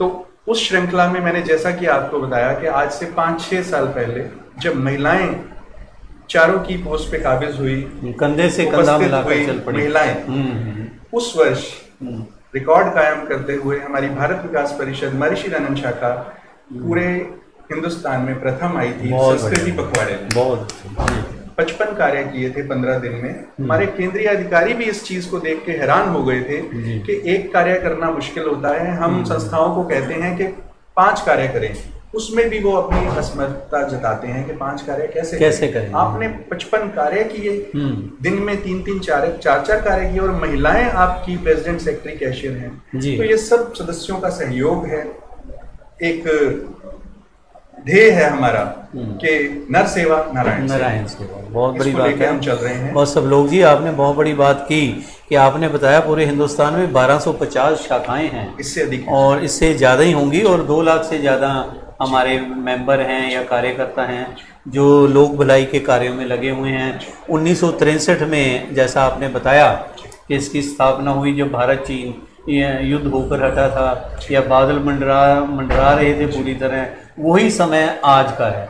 अगर देखा जाए भारत चीन की फिर वो तनाव का पूरा हो रहा है भारती जी, वही मौसम या कह दें कि पुराने दिन वही उसी तरह के हो रहे हैं। चलिए, मैं क्षमा चाहूंगा, लेकिन अब भारत 1962 वाला नहीं, भारत नहीं रहा। बिल्कुल ठीक कह रहे हो, भारत 1962 वाला नहीं रहा। उस वक्त से लेकर अब तक भारत ने बहुत तरक्की की है। एक ही दम छाल नहीं मारी भारत ने, शुरू से 1 ईंट 2 ईंट 4 ईंट लगती रही। 1962 से लेकर अब तक आपके बुजुर्ग भी हमारे बुजुर्ग भी इसी में लगे रहे और आज हम वही फल, पके हुए फल खा रहे हैं। मेरा ऐसा मानना है कि सभी करते हैं। भारती जी, चलिए हम अपने मुद्दे पे आते हुए, ये जो पखवाड़ा मना रहे हैं इसके बारे थोड़ी जानकारी आप देंगे, कुछ बताएंगे? भारत विकास परिषद के आप प्रेसिडेंट हो, इस संस्था के बारे कोई कुछ? संस्था में ऐसा ही है, जैसे कि अभी सचिव हमारे सब लोग जी ने बताया, जी। तो ये हम हर साल हमें केंद्र से जो आदेश आता है उस हिसाब से पूरे भारतवर्ष में सभी शाखाएं ये करती हैं। इनके 5 कार्य करने के लिए कहते हैं, लेकिन जो संस्था जिस हिसाब से भी कार्य करे जी, तो हमने ये 55 से शुरू की थी। हम इसको एक बार लगभग मैं 65 से 70 तक भी लेके गए। इस बार कोरोना कोविड के चलते हुए हमने इसमें थोड़ा सा सोशल डिस्टेंसिंग मेंटेन करते हुए इसमें हमने 45 काम इस बार बिल्कुल किए हैं। इसमें आज 6 तारीख तक हम काफ़ी काम कर चुके हैं। आज भी हमने सुबह एक कोविड के ऊपर लोगों को जागरूक करने के लिए एक रैली रखी थी और उसको हमने सुबह हर्बल पार्क से शुरू किया जी। आर्य चौक, पॉलिटेक्निक चौक, सेक्टर 7, सेक्टर 10, इधर से होते हुए इसको 9 सेक्टर में हमने समाप्त किया। बहुत बढ़िया, बहुत अच्छा। जैसे आज साइकिल रैली भी शायद थी आपकी, पारिवारिक पाठशाला, ये कार्यक्रम भी आपका आज शाम को 7 से 8 बजे तक है। Online session of I donation and awareness जो आज आपका अभी जो आपका ये हुआ, इसके ऊपर क्या कहना चाहेंगे? आई डोनेशन या ब्लड डोनेशन के ऊपर? ब्लड डोनेशन के ऊपर तो मैं ये कहना चाहूंगा कि भारत विकास परिषद महर्षि दयानंद शाखा को जी राष्ट्रीय स्तर पर रक्तदानियों की शाखा कहा जाता है। बहुत बड़ी बात है जी। हमारे लगभग 55 सदस्य हैं और सभी सदस्य, लगभग सभी सदस्य रक्तदानी हैं और हमारे कई कपल डोनर्स हैं, हस्बैंड वाइफ दोनों रक्तदान करते हैं। और हमारे प्रत्येक सदस्य रक्तदान शिविरों के माध्यम से तो रक्तदान करते ही हैं, लेकिन आपातकाल में रक्त उपलब्ध करवाना ये हमारा पहला ध्येय है हमारा। किसी भी वक्त हमें कहीं आपातकाल में, इमरजेंसी में हमें ब्लड अवेलेबल करवाने की किसी हॉस्पिटल से कहीं से भी हमें कॉल आती है तो हमारे सदस्य हमेशा तत्पर रहते हैं। एक पूरी लिस्ट बनी हुई है कि किस सदस्य का क्या ब्लड ग्रुप है और जो डोनर्स आते हैं वो भी हमारे पास एक लिस्ट तैयार रहती है। अभी इसी श्रृंखला में 17 सितंबर को माननीय प्रधानमंत्री श्री नरेंद्र मोदी जी के जन्मदिन के उपलक्ष्य में और हमारी शाखा के संरक्षक प्रदीप गोयल जी उनकी माता जी का जन्मदिन होता है उस दिन। और ये कई वर्षों से 17 सितंबर का रक्तदान शिविर चलता आ रहा है। 17 सितंबर को इस बार भी वीरवार को ये रक्तदान शिविर लगेगा जिसमें पीजीआई प्रदीप गोयल जी जो खल वाले हैं उनकी बात कर रहे हैं, उनको मेरी नमस्ते, मेरी राम राम बोलना। कई बार हमारी मेरे क्लास फेलो रहे हैं, वो जैन कॉलेज में इकट्ठे हमने BE की है। अब थोड़ा सा या तो वो बड़े बाबू बन गए कि CM की वो उसमें आ गए, ऐसी बात नहीं, ऐसा लगा, मुझे लगा मेरा मैसेज जरूर दे देना क्योंकि लाइव प्रोग्राम चल रहा है और मैं तो सत्य का दर्पण है। बाकी आप भी मेरे साथ कॉलेज में थे, लास्ट टाइम आपने मेरे को कहा था, अभी आपने मेरे को देखते ही पहचान लिया। अभी हम पहले भी आप हम इकट्ठे ही थे कॉलेज में, प्रदीप हमारे साथ ही तो था, फिर ला कर ही इकट्ठे। चलो खैर एनीवे कि अब तो CM स्काउट में क्या वो देखते हैं नहीं यहाँ पे, बिल्कुल जमीन के ही नहीं, मुझे नहीं लगता हमारे भीषम पितामह है जी आप। चलो खैर अच्छे भीषम पितामह होने चाहिए।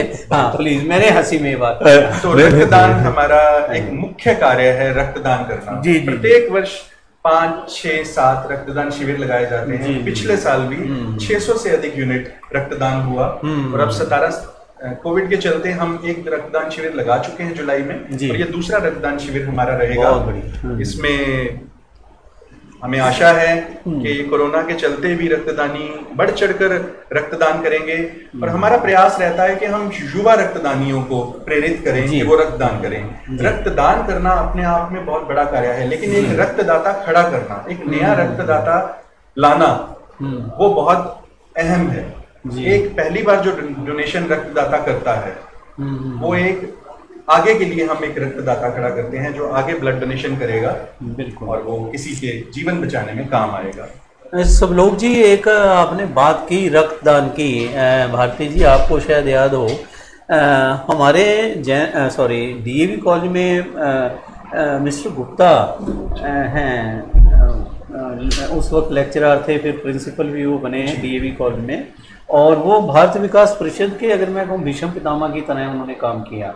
बहुत पुरानी बात बता रहा हूँ मैं, जब कारगिल युद्ध हुआ तो उस समय के मुझे याद है वो डीएवी कॉलेज में थे और भारत विकास परिषद के ही वो थे, मैं भी शायद उस वक्त प्रेसिडेंट कुछ, मैं बता रहा हूँ आपको। और हमने डिप्टी कमिश्नर नवराज संधू थे, उन्होंने आह्वान किया कि भाई ब्लड चाहिए कुछ, कारगिल युद्ध के लिए यहाँ पर सोल्जर्स आए थे अम्बाला मिलिट्री हॉस्पिटल में। तो हमने जब हमने अपने चैनल से अनाउंस किया था, उस वक्त की बातें हैं ये, तो अग्रवाल साहब सबसे आगे निकल कर आए थे, वो डीएवी कॉलेज के, उन्होंने बताया कि हम ये भारत विकास परिषद के वो बहुत सुंदर से हैं, वो देखने में भी ऐसा रहा होगा जी। और ये भारत विकास परिषद का तो खैर एक मैडम थे आपके देशमोई कॉलेज में, वो भी उनके प्रेसिडेंट या सेक्रेटरी रहे हैं, मिस्टर मैडम वालिया थे वो भी जी। हाँ, उन्होंने भी गुरु तेग बहादुर जी पे जो आपका एक कार्यक्रम होता है उस पे मुझे जजमेंट पे भी बुलाया था, 2-4 बार ये आपका ये कैंप लगे, कैंप में भी मैं 2-4 बार आपके गया, देखा, बहुत बढ़िया कार्य है। इस नाते भारत विकास परिषद का आपसे पुराना संबंध, मेरा बहुत पुराना संबंध है भारत विकास परिषद से, आपका नहीं, कॉलेज समय से। भारती जी प्रदीप जी शायद भूल गए, उस वक्त प्रदीप जी को हम लेकर जाते थे, अरुण गर्ग जो आज आप उनको बताएंगे तो वो इस चर्चा को थोड़ा सा इतना घरेलू सा, इतना अपनेपन में कर दिया है, तो मैं भी एक बात इसमें जोड़ना चाहूंगा। कई बार क्योंकि टीचर्स हमारे इतने स्टूडेंट्स को सिखा देते हैं कि उनको ध्यान नहीं रहता कि मेरा शायद ये स्टूडेंट है, क्योंकि स्टूडेंट कम टीचर से सीखता है, तो इसलिए सारी ताउम्र वो याद रखता है। तो वालिया सर, हमने भी आपसे भांगड़ा सीखा है। अच्छा, जैन कॉलेज में, मैं भी आपको नहीं, अच्छा, आप जैन कॉलेज के स्टूडेंट हैं, बहुत बढ़िया, बहुत बढ़िया। जैन कॉलेज में वो पुराने दिन लाइव प्रोग्राम देश विदेश में लोग देख रहे हैं, आज मुझे बहुत अच्छा लग रहा है आपके सानिध्य में, बहुत बढ़िया सब लोग जी। और जैन कॉलेज की भंगड़ा टीम तो जब हमारे समय में, भारती जी, हम यूथ फेस्टिवल में इंटरनेशनल लेवल पर कनाडा तक हम भंगड़ा डाल के आए हुए हैं, शक नहीं। जैन कॉलेज की टीम गुजरात के अंदर तो मोस्टली प्रभा जैन हमारे म्यूजिक के लेक्चरर हुआ करते थे उस वक्त जैन कॉलेज में, प्रोफेसर पूनिया हमारे इंग्लिश के लेक्चरर थे, भंगड़े के इंचार्ज होते थे, मिस्टर पठानिया हिस्ट्री के लेक्चरर हुआ करते थे, प्रदीप से नहीं उस वक्त नवे आए थे, और उनके समय बहुत कुछ कॉलेज टाइम में ले गए नॉस्टैल्जिक हो रहा है थोड़ा सा। होता, आपने कॉलेज का नाम ले, क्यूरियोसिटी सी हो जाती है। आप हैरान होंगे कि उस वक्त टीआर जैन प्रिंसिपल हुआ करते थे, और कनाडा के अंदर यूथ एक्सचेंज प्रोग्राम में पूरे हरियाणा में से सिर्फ मैं अकेला गया था, टीआर जैन जी की बदौलत। एनएसएस और एनसीसी की तरफ मैं से गया था, वो यादें, वो बहुत कुछ याद, आप डायरेक्शंस भी देते रहते थे यूनिवर्सिटी में। हाँ, मैंने यूनिवर्सिटी की, फिर आपके कुरुक्षेत्र यूनिवर्सिटी में, रोहतक यूनिवर्सिटी की, पंजाब यूनिवर्सिटी में, गुरु नानक देव यूनिवर्सिटी में, पंजाबी यूनिवर्सिटी में, आपके हिसार एग्रीकल्चर यूनिवर्सिटी में जजमेंट पे भी मैं जाता रहा बहुत। ये तो कॉलेज टाइम की बातें हैं। चलो हम वापस भारती जी अपने इस मुद्दे पे आते हुए, तो सब लोग जी, आपने कितनी बार ब्लड डोनेट किया? आपने खुद जैसे कहा कि नौजवानों को आप प्रेरित करते हैं, आप तो खुद अभी नौजवान हो। थैंक यू जी। मैंने 38 बार रक्तदान किया। बहुत बढ़िया। रक्तदान करके बहुत अच्छा लगता है। जी जी जी। एक ये भी भ्रांति है कि रक्तदान करके कमजोरी आती है, ऐसा बिल्कुल भी नहीं है।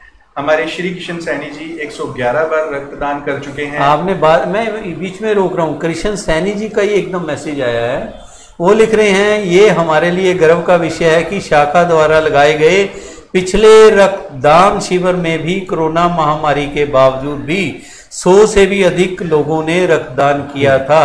श्री कृष्ण सैनी जी, ये आप लोगों का ही है और आपने तो 111 बार ब्लड डोनेट कर रखा है। और क्योंकि मुझे ये याद है, क्योंकि मैं 112 बार कर चुका हूँ, उसके बाद मैं अब तबीयत खराब होने के कारण नहीं कर रहा। मेरा अपना परिवार, मैं अपने बारे में बताऊँ, 112 बार मैंने ब्लड डोनेट किया है, 38 बार मेरी मिसेज ब्लड डोनेट कर चुकी हैं, 18 बार मेरा बड़ा बेटा कर चुका है, 8 बार छोटा बेटा कर चुका है और 24 बार मेरा ब्रदर ब्लड डोनेट कर चुका है। बहुत बढ़िया। और मेरे फादर साहब की जब डेथ हुई, उनकी दोनों आंखें भी डोनेट करवाई गई थी। और मेरे मदर इन लॉ की जब डेथ हुई, उनकी भी दोनों आंखें अम्बाला में ही डोनेट कराई गई थी। हम भी लगे रहो सब लोग जी, वो प्रभु देखता है, अच्छे काम आप करी जाइए। इसी तरह हमारे सैनी साहब बहुत बढ़िया डोनर साहब तो जी आज सुबह हमने जब साइकिल रैली रखी थी तो सबसे पहले कंफर्मेशन इन्हीं की आई थी, जब हमने ग्रुप में डाला भी साइकिल रैली करनी है तो वो सुबह मतलब पहले नंबर में ओके किया, अभी मैं साइकिल रैली में जरूर हूँ। बहुत बढ़िया। सैनी साहब पोइट बहुत बड़े हैं, लिखते भी बहुत अच्छा है। ये हमारे मनर वारिया है, जैन कॉलेज के कोई ओल्ड स्टूडेंट हैं, कमलजीत सिंह हैं, ये लिख रहे हैं नाइस डिबेट, गुड जॉब, आपने पुरानी यादें ताज़ा कर दी कॉलेज टाइम की। क्या बात है कमल जी, हमारे साथ सब लोग जी ने शुरू की ये बातें। चलो अच्छा लगा कि साथ साथ हेल्दी डिस्कशन भी होती रहे। और एक चीज़ और, हमारे आप 45 कार्यक्रम लेकर निकले हो इस पखवाड़े में, जैसे आपने बताया, और ये 45 कार्य है, जैसे मदर टेरेसा होम में राशन वितरण करना, संस्कृति पखवाड़ा है, पुराने वस्त्र व जूते वितरित करना, टीबी अस्पताल में पीपी किट्स वगैरह, ये सारे आपका प्रोजेक्ट आप खुद बनाते हो या ऊपर से बन के?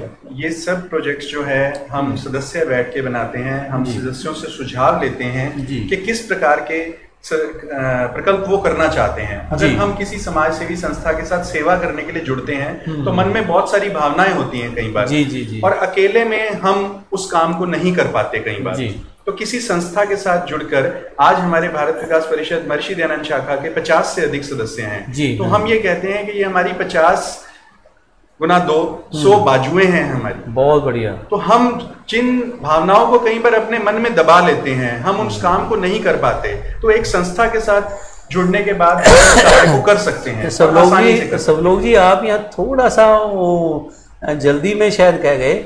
आपने अभी पहले कहा था कि हमारे जो मेंबर बनते हैं मियाँ बीवी दोनों मेंबर बनते हैं, तो 50 नहीं 100 नहीं, ये 200 बाजुएं, मैं क्षमा चाहता हूं, 200 बाजुएं, क्योंकि जो मिसेज की बाजू है वो तो 4 के बराबर। हमारी शाखा तो इस चीज को बिल्कुल बहुत मायने देती है कि हमारे कई कार्य तो महिलाएं अपने बलबूते ही कर लेती हैं, ना तो वो हमारे से धन का आग्रह करती हैं और ना ही वो किसी तरीके का साथ चाहती हैं। वो आत्मनिर्भर हैं, वो सभी कार्य को अपने आप बहुत अच्छे से डिजाइन करती हैं और बहुत अच्छे से बखूबी उस कार्य को करती हैं। ठीक।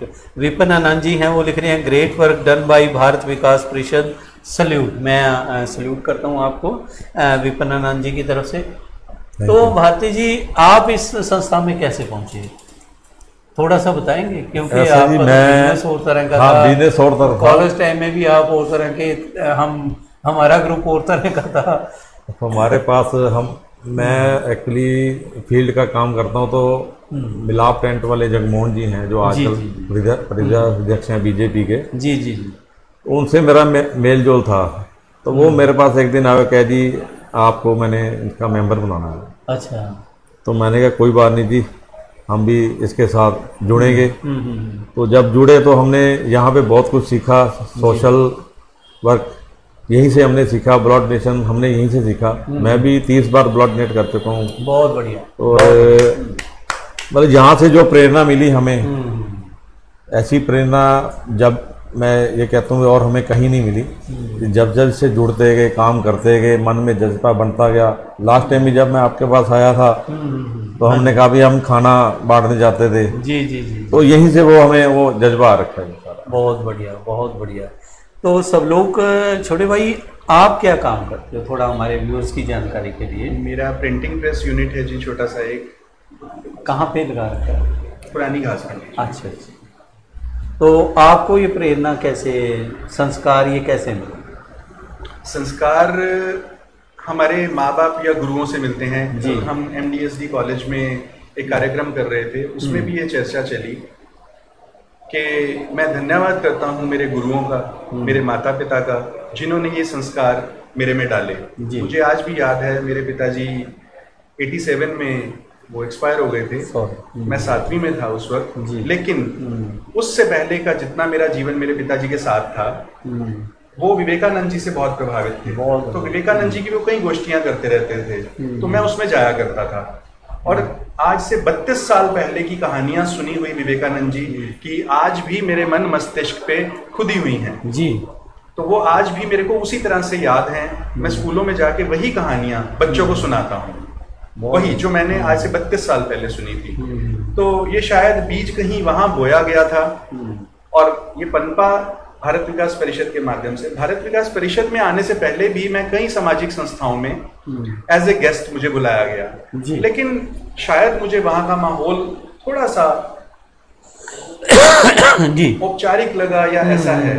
तो जब मेरे को दीपक आनंद जी ने, मुझे आज भी याद है, मुझे लाने वाले दीपक आनंद जी हैं भारत विकास परिषद में, जो कि एक बहुत ही अहम कार्यकर्ता हैं भारत विकास परिषद के। आज हमारे वो उपाध्यक्ष हैं प्रांतीय।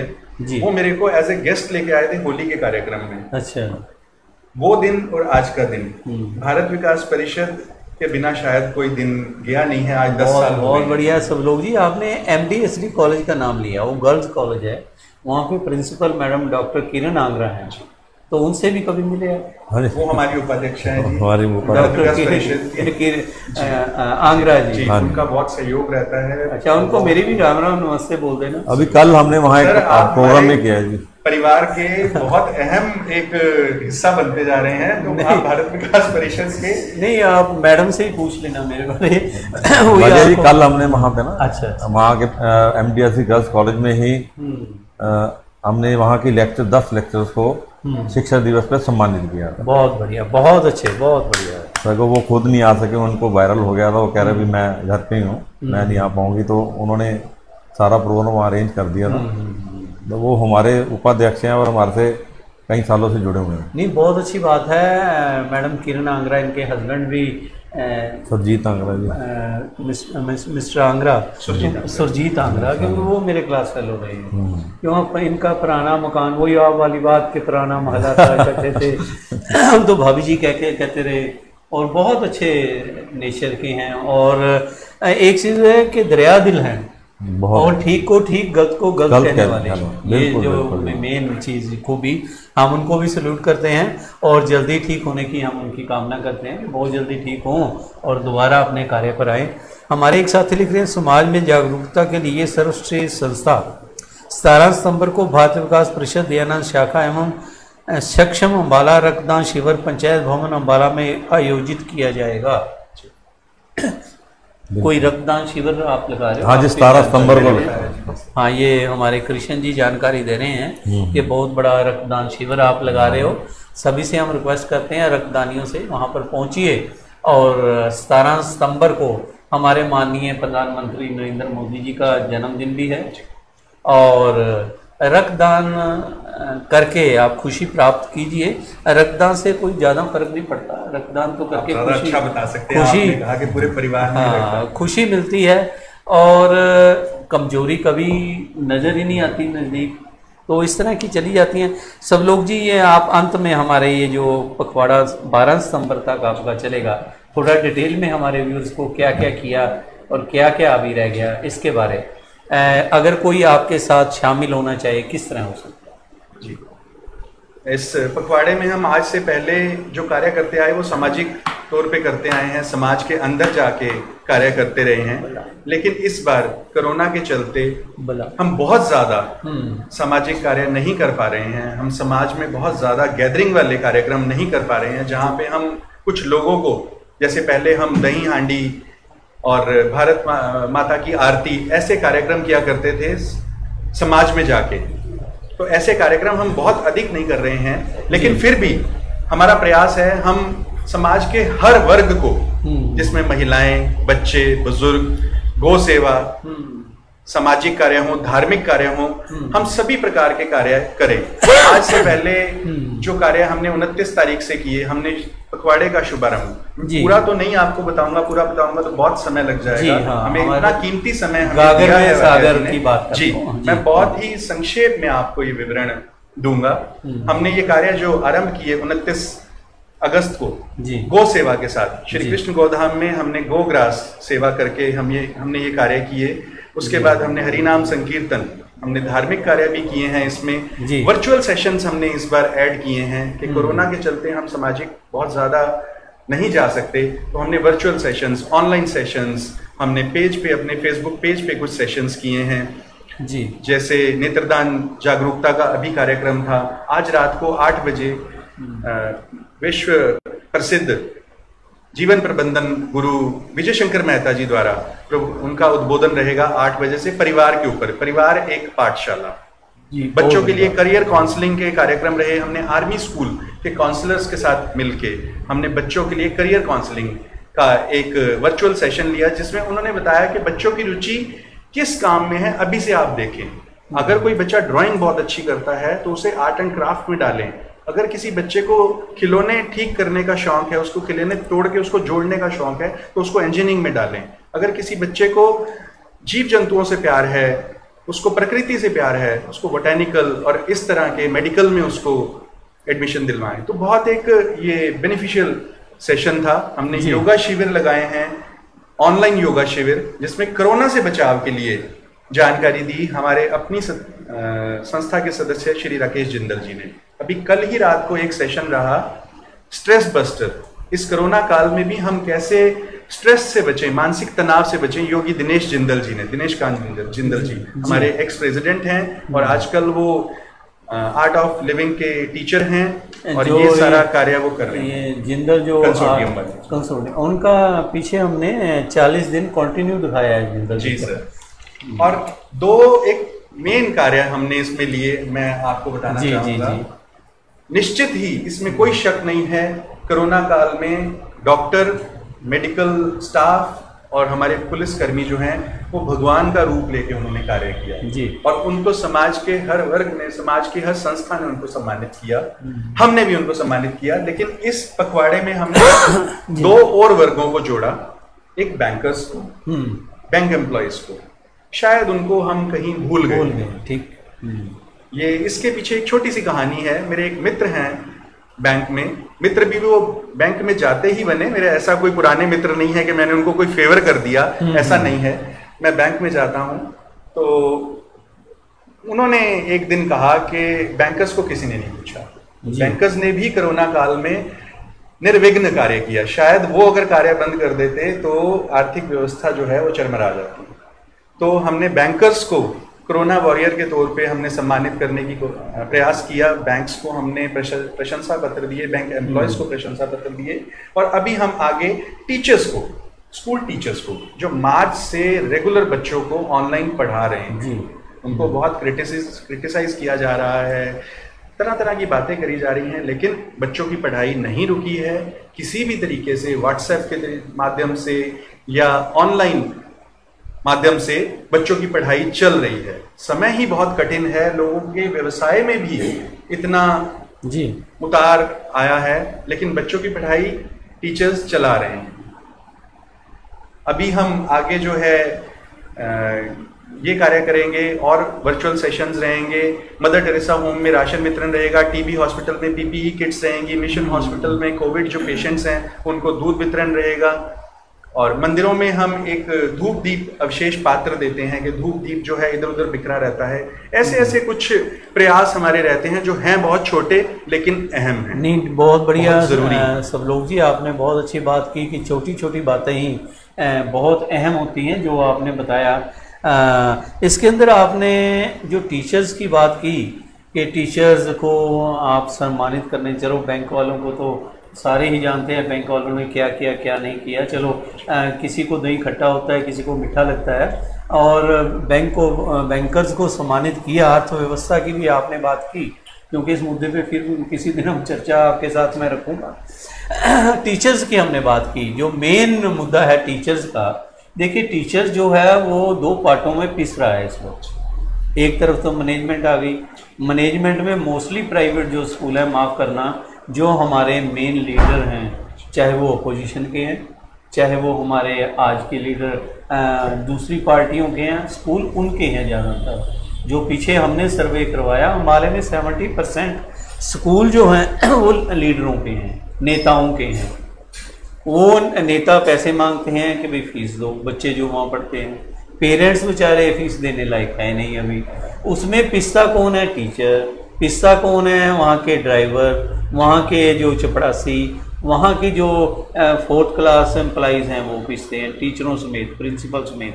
तो उनको कह देते हैं कि भाई तुम्हारी सैलरी नहीं देंगे। भारती जी, यही हो रहा है, बिल्कुल यही हो रहा है सारा। और वाकई में ही आपने टीचरों की बाजू पकड़ी, बात की, सहानुभूति दिखाई, इसके लिए आप सल्यूट के हकदार हैं। आपको साधुवाद इस चीज़ के लिए हम हमारे दर्शक भी देंगे। तो अंत में आप एज ए प्रेसिडेंट कुछ कहना चाहेंगे? 1 मिनट में कोई बात रखनी चाहें अपनी? मैं लास्ट में एक बात कहना चाहूँगा भी, वैसे तो हम ये बहुत काम कर रहे हैं, आपने अभी सब लोग जी ने बता दिए। मैं बस एक ये चाहूँगा भी, हमारा 17 सितंबर का जो ब्लड कैंप है जी, उसमें जितना भी हो सके लोग हमारा सहयोग करें, और ताकि आगे ब्लड की बहुत ज़रूरत है। हॉस्पिटल्स में इस टाइम ब्लड की बहुत ज़रूरत है। कोरोना में ब्लड बहुत कम है, हमारे पास फ़ोन आ रहे हैं बार बार ब्लड बैंक से भी हमें ब्लड की ज़रूरत है। तो उसके लिए आप हमें अपना पूरा सहयोग दें, यही मैं एक कामना करता हूँ। पंचायत भवन में 17 सितंबर को सुबह 9 से लेके 1:30 बजे तक हमारा ये कैंप चलेगा। पीजीआई से टीम आ रही है जी।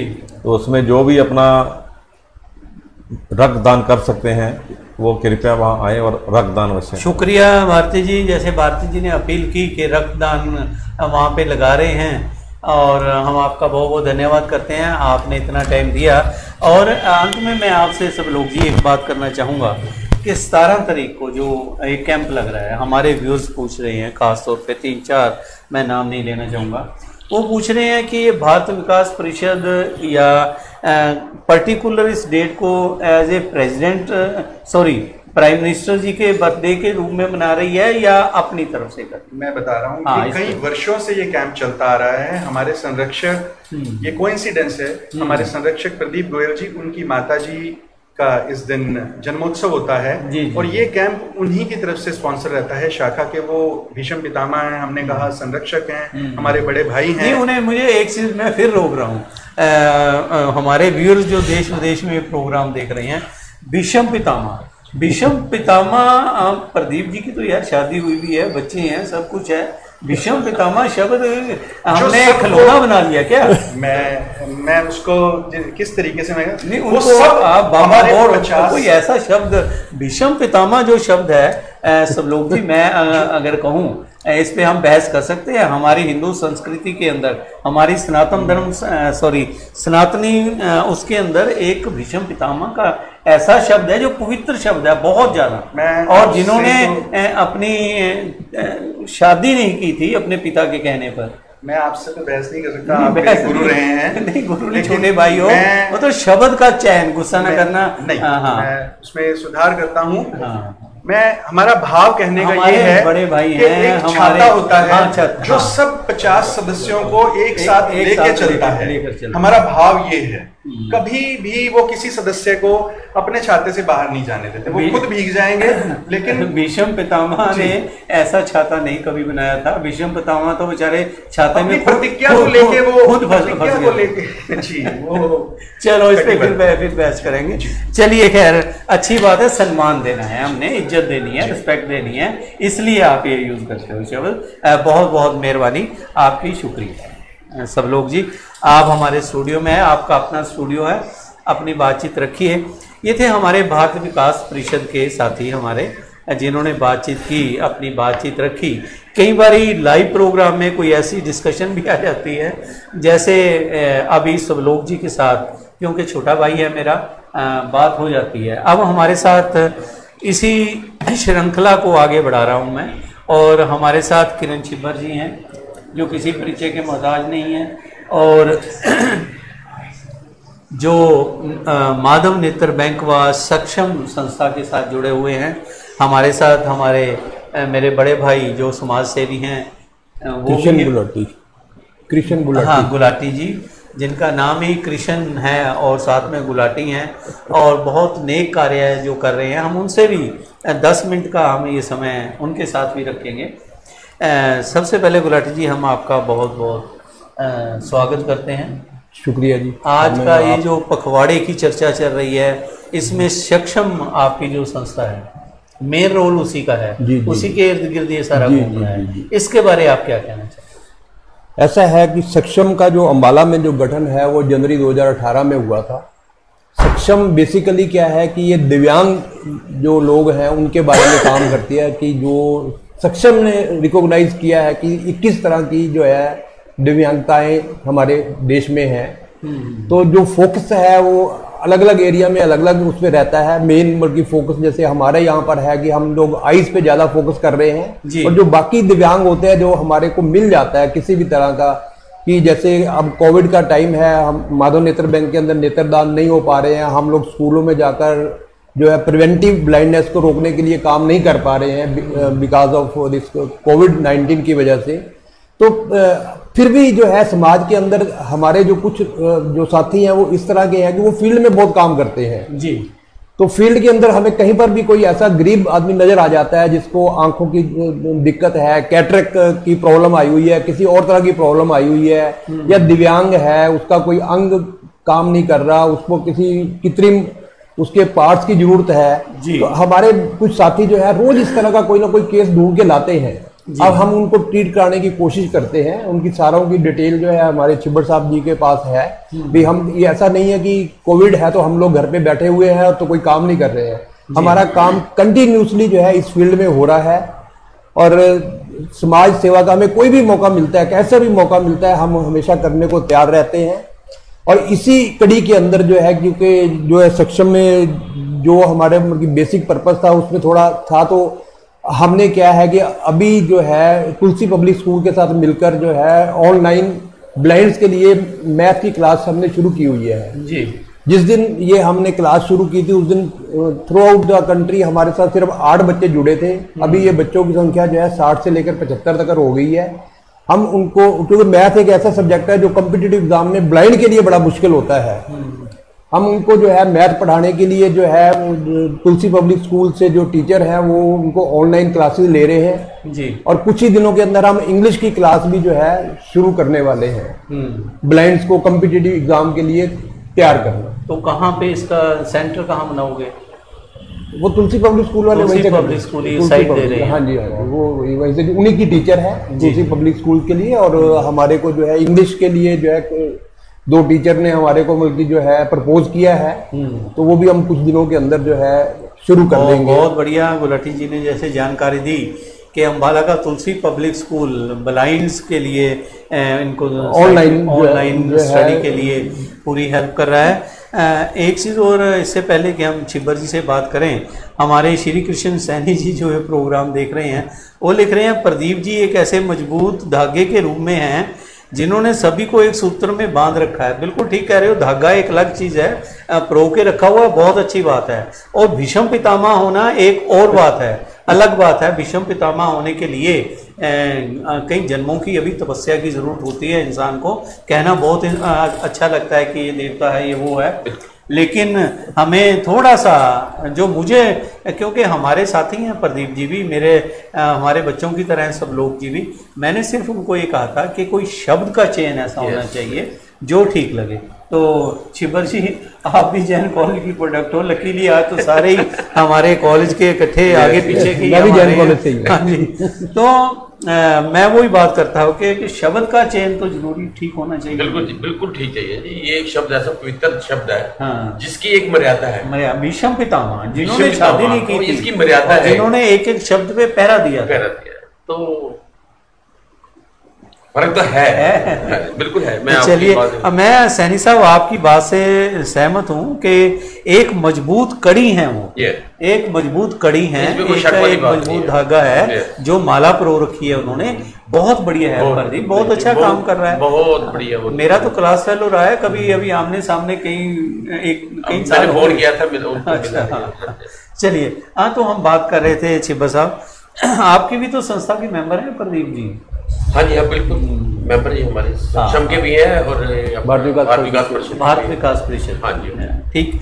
तो अभी बात ये कर रहे थे कि हम कोविड में भी हम घर में चैन से नहीं बैठे, जो काम की लालसा है, कार्य करने की जो होता है इंसान में कि बैठा बैठा वैसे बूढ़ा हो जाता है, बैठा बैठा वैसे ही बोर हो जाता है, बैठा बैठा ही बीमार हो जाता है अगर कोई काम ना करे। अब मैं बता रहा हूँ, मुझे हफ्ता 10 दिन बेड रेस्ट करनी पड़ गई। मैं बीमार बेड पे ही बैठा बैठा हो गया था। चलते हैं, फिरते हैं, उठते हैं तो ये लगता है कि हम ठीक हैं। तो इन्होंने कहा कि छिब्बर जी के पास पूरी लिस्ट है जो भी कोई। हाँ जी, बिल्कुल है जी। पिछले मतलब कि ये कोविड के दौरान हर रोज हमारे को एक कोई केस ऐसा मिल जाता है जी, जो इतना कॉम्प्लिकेटेड होता है जिसको संभालना बहुत जरूरी है जी। कोई साइकिल वाला एक है, वो आया था हमारे पास, उस वक्त उसकी बहुत प्रॉब्लम थी, तो उसको इंजेक्शन लगना था। इंजेक्शन की कीमत ही वो जो है 17,000 थी। किस चीज का इंजेक्शन? वो कोई उसकी प्रॉब्लम थी आंख में। तो फिर हमारे पास आए उधर, हमने फिर कपिल हॉस्पिटल में चेक करवाया, उन्होंने सारा उसका रेटिना और वो सारा चेक किया, तो उसको अब इंजेक्शन लगवाया, तो उसको बल्कि अब बिल्कुल ठीक है वो। तो ये भी हमारा जो सक्षम और उन्होंने किया। इसके अलावा भी हमारे को रोज एक केस आता है जो मतलब कि अब डेराबस्सी से बच्चा आया था जी, उसको आंख में चोट लगी, उसकी आंख में क्या है कैटरेक्ट, एक ब्लैक कलर का काला वो बन गया, एक में व्हाइट बन गया।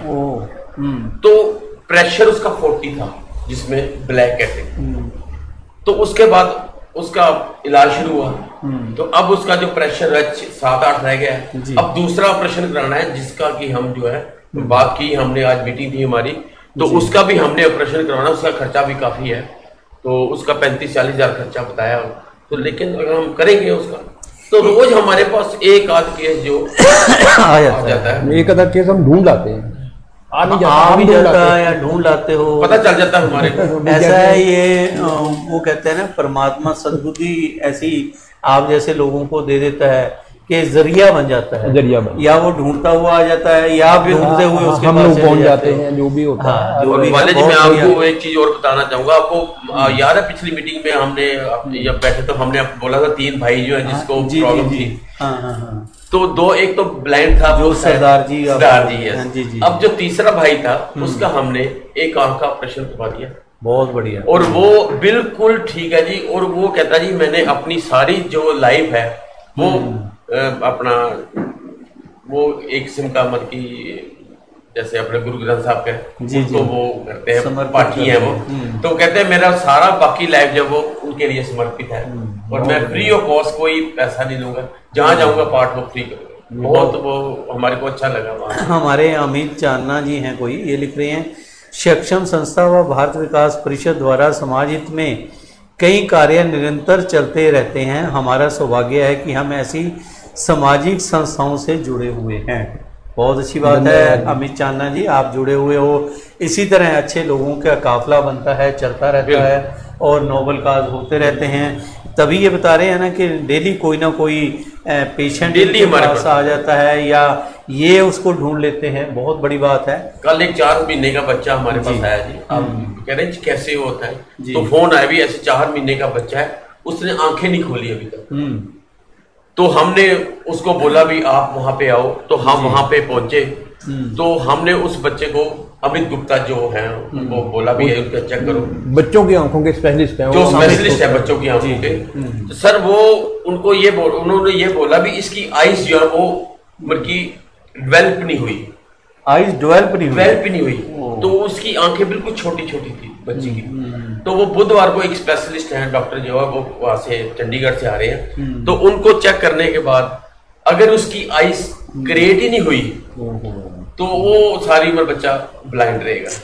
अगर उसकी एक आंख के पीछे भी अगर रोशनी हुई तो उसको कैटरेक्ट मतलब उसका अपना दूसरा ऑपरेशन करा के कॉर्निया का ऑपरेशन करवा के तो फिर उसकी आई जो है बचाई जा सकती है। ये बुधवार को हमारे को पता चलेगा। तो ऐसे हमारे पास केस आते रहते हैं जो हम जो है जी बहुत बढ़िया। हमारे जशन जी लिख रहे हैं बहुत बढ़िया, नाइस डिस्कशन ऐसी होती रहनी चाहिए। तो किरण जी कोई और, क्योंकि हमारे पास 2-4 मिनट हैं बात करने के, कोई और डिस्कशन में आप कुछ बताना चाहेंगे? Yes. हाँ ऐसे ही हमारे पास एक पेशेंट ऐसा आया जी जिसका कुल्ला टूटा हुआ है 1 साल से। कुल्ला नीचे कुल्ला टूटा हुआ है 1 साल से, वो पिंड सोंडा में वो पड़ी हुई है, लेडीज है, उसका हस्बैंड नहीं है, सिर्फ लड़की है और उसका जो जवाई है उसने उसको रखा हुआ है। तो पहले तो उसके घर में जाके देखा भी राशन है कि नहीं है। पहले वहां पे जाके हमारे बाबा जी हैं जो आपको मिलता है, तो वहां पे राशन डाला तो उसकी एक टांग तो बिल्कुल जाम हो गई है, क्योंकि उसने टांग इकट्ठी की हुई थी। तो वो एक टांग इकट्ठी हो गई, जाम हो गई, एक खुला टूटा, वो चलती नहीं है। फिर हम उसको डॉक्टर सारवाल के पास भी लेके गए थे, तो वहां पे एक्सरे वगैरह करवाए।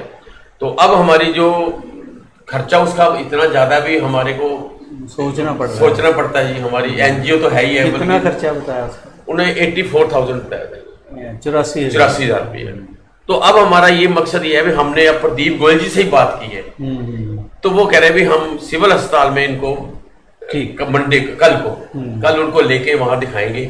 तो अगर हमारा बल्कि परमात्मा करे हम यही कुछ करते हैं वो लेडी जल्दी ठीक हो, तो हम चाहते हैं भी उसका अगर ऑपरेशन सिविल अस्पताल में हो जाता है तो फ्री ऑफ कॉस्ट वो बेचारी अपने लायक हो जाएगी ताकि वो अपना गुजारा आप अपना पेट तो पाल सके, वरना वो 1 साल से बेड पे पड़ी हुई है। तो उसको हमने बहुत नेक कार्य है, बहुत अच्छा कार्य है। गुलाटी जी आप कुछ कहेंगे, कोई बात करेंगे? हाँ सर, जो है संस्था जो है जहाँ पर भी देखती है, जहाँ पर भी हमें लगता है किसी समाज के अंदर किसी भी तरह की मदद की जरूरत है जी, हम वहाँ पर वो काम करते हैं। अब हमें कल जो है सेवा भारती संस्था ने करीब 250-300 जो है मास्क सिलकर दिए थे। हमने पंजुखड़ा साहब गुरुद्वारे से शुरू किया था और सारे रास्ते में बांटते हुए जो भी आदमी बिना मास्क के जा रहा था हम उनको मास्क देकर आए और पुलिस वालों से रिक्वेस्ट की और पुलिस स्टेशन में भी रखकर आए भी आप चालान काटने के बजाय उनको मास्क दे दिया करो, वो पहना करेंगे। वो आपकी बात मान गए? नहीं मानेंगे या नहीं मानेंगे वो अलग बात है, पर हमने जो है राइट फ्रॉम वहां से लेके बलदेव नगर, कालका चौक, घास मंडी, मुझे आपकी बात हम क्योंकि देखिए सत्य का दर्पण है हमारा आपका ये चैनल। बिल्कुल। और करोड़ों रुपए इकट्ठे हुए हैं। यस। सिर्फ मास्क ना लगाने की वजह से सरकार को करोड़ों रुपए 18 करोड़ से ज्यादा रुपए इकट्ठे हो गए सरकार को। और उनकी भी पुलिस वाले भी क्या करें या कमेटी वाले म्यूनिसिपल परिषद वाले भी क्या करें, उनकी ड्यूटी है भाई ये लेके आओ। और हम लोग भी बेवकूफ हैं, जो फ्री में मास्क मिल रहा है, जो 2-4 रुपए का मास्क है वो नहीं हम लगाएंगे, 500 रुपए दे देंगे। ये तो अब जागरूकता बहुत जरूरी है, ये लोगों में जागरूकता, इसके लिए भी आप कार्य कीजिए। इसके लिए जैसे आप निकलते हो बात करते हो तो लोगों को अवेयर भी आपके साथ। आज सुबह साइकिल रैली निकाली है भारतीय विकास परिषद ने जी, तो उसमें यही था कोविड-19 के बारे के अंदर जो है हमने लोगों को जागरूक करने के लिए कि अपने जो है बार हाथ धो, सैनिटाइजर का प्रयोग करो, मास्क लगाओ। तो वो रैली जो है वहां से क्या कहते हैं हर्बल पार्क से जो लेकर हम सेक्टर 9 तक आए हैं। बहुत बढ़िया रैली की भी आपने बात की। इसी तरह लोगों को देखिए सरकार तो जागरूक करती है, सरकार का काम अपने हिसाब से है जागरूक करना। अगर कोई सरकार ने तो भाई साहब प्यार से समझाना, नहीं समझेंगे तो फिर उन्हें कान भी मरोड़ना। हम लोगों पे डिपेंड करता है, हम प्यार से समझ रहे हैं या हम उनकी भाषा समझते हैं। हम ही लोग सरकार बनाने वाले हैं, हम अपनी कमी नहीं देखते, हम दूसरों की कमी नहीं देखते। हम हिंदुस्तानी हैं। चलो खैर, हमें अपनी कमी भी पहले देखनी चाहिए। और दूसरी बात कि छिपर जी, हमने ये अभी शुरू किया है कि संडे का दिन जो हम हैं वो सोशल ऑर्गेनाइजेशन का ही रखेंगे कि हर संडे को हम कोई ना कोई मुद्दे पर बहस, कोई ना कोई मुद्दे पर बातचीत, कि लोगों को पता लगे कि आपके शहर में आपके आसपास क्या हो रहा है, कौन सी संस्था कैसा कार्य कर रही है। जैसे आपने सोंडा की वो लेडीज़ की बात की, जैसे आपने वो बुजुर्ग आइज उनकी बात की, एक छोटे से बच्चे की बात की कि उसकी आंखें नहीं खुल रही, 2 महीने का बच्चा है, नानक दुखिया सब संसार, वो हिसाब है। लेकिन कितनी हम लोग इंसानियत हमारे अंदर कितनी अभी जीवित है, कितनी इंसानियत जाग रही है, हमने ये बात करनी है। इन्हीं मुद्दों पे कि हर हफ्ते हम ये बहस रखा करेंगे। मैं एक और बात कहना चाहूंगा वाली साहब, हमारे जो सबसे बड़ी बात जो है हमारी जागरूकता, हमारे जो आपका चैनल है, पहले दीप एक्सप्रेस का मैं बहुत दिल से शुक्रिया अदा करता हूं, क्योंकि इन्होंने जो ये मिशन शुरू किया हुआ है, अभी तक किसी चैनल ने, शहर ने अभी तक ये शुरू नहीं किया था, लेकिन आपके चैनल ने जो शुरू किया है ये सिस्टम, भाई इतना पॉपुलर, और मेरे चंडीगढ़ में मेरे को ही कमेंट्स आने शुरू हो गए जो ये आप कर रहे हो, बहुत अच्छा काम कर रहे हो। इसमें मैं एक और बात कहना चाहूंगा आप प्लीज वाले साहब, भी जो डफ एंड डफ बच्चे हैं जी, हमने आशा वर्कर्स में भी बात की, वहां पे उनके पास गए, हम मीटिंग की, भी हमारे को डफ एंड बच्चे जो है चाहिए, जो जिनका हम इलाज मुफ्त कर सकते हैं। तो वाले साहब ये एक ऐसा मिशन हमारे को शुरू करना पड़ेगा ताकि लोगों को ये पता चल सके भी ये जो डफ एंड डम्ब है जो ये ठीक हो सकता है बच्चा, इसमें कोई दिक्कत वाली सिर्फ माँ बाप की मेहनत है, उसको स्पीच थेरेपी करानी पड़ती है, कोक्लियर इम्प्लांट हो जाता है। तो इसमें ये थोड़ी सी ये जो आपके चैनल ने शुरू किया है, मैं कह रहा हूं अगर हमारे पास 2 या 3 बच्चे भी हमारे पास आ गए ऐसे डफ एंड डम्ब बच्चे, तो आपके चैनल के थ्रू तो हम ये सोचेंगे कि हमने एक बहुत अच्छा नेक काम किया, जिस करके हम जो डीफ एंड डफ वाला जो है उसके अंदर ये गवर्नमेंट ऑफ इंडिया खर्चा देती है up to the age of 5 पर लोगों में जागरूकता नहीं है सर। और हमें ये पता है कि 2017-18 के बजट के अंदर जितना बल्कि उन्होंने 1000 ऑपरेशन के लिए गवर्नमेंट ने बजट वापस चला गया, वो वापस चला गया क्योंकि वो लोग आए ही नहीं है आगे।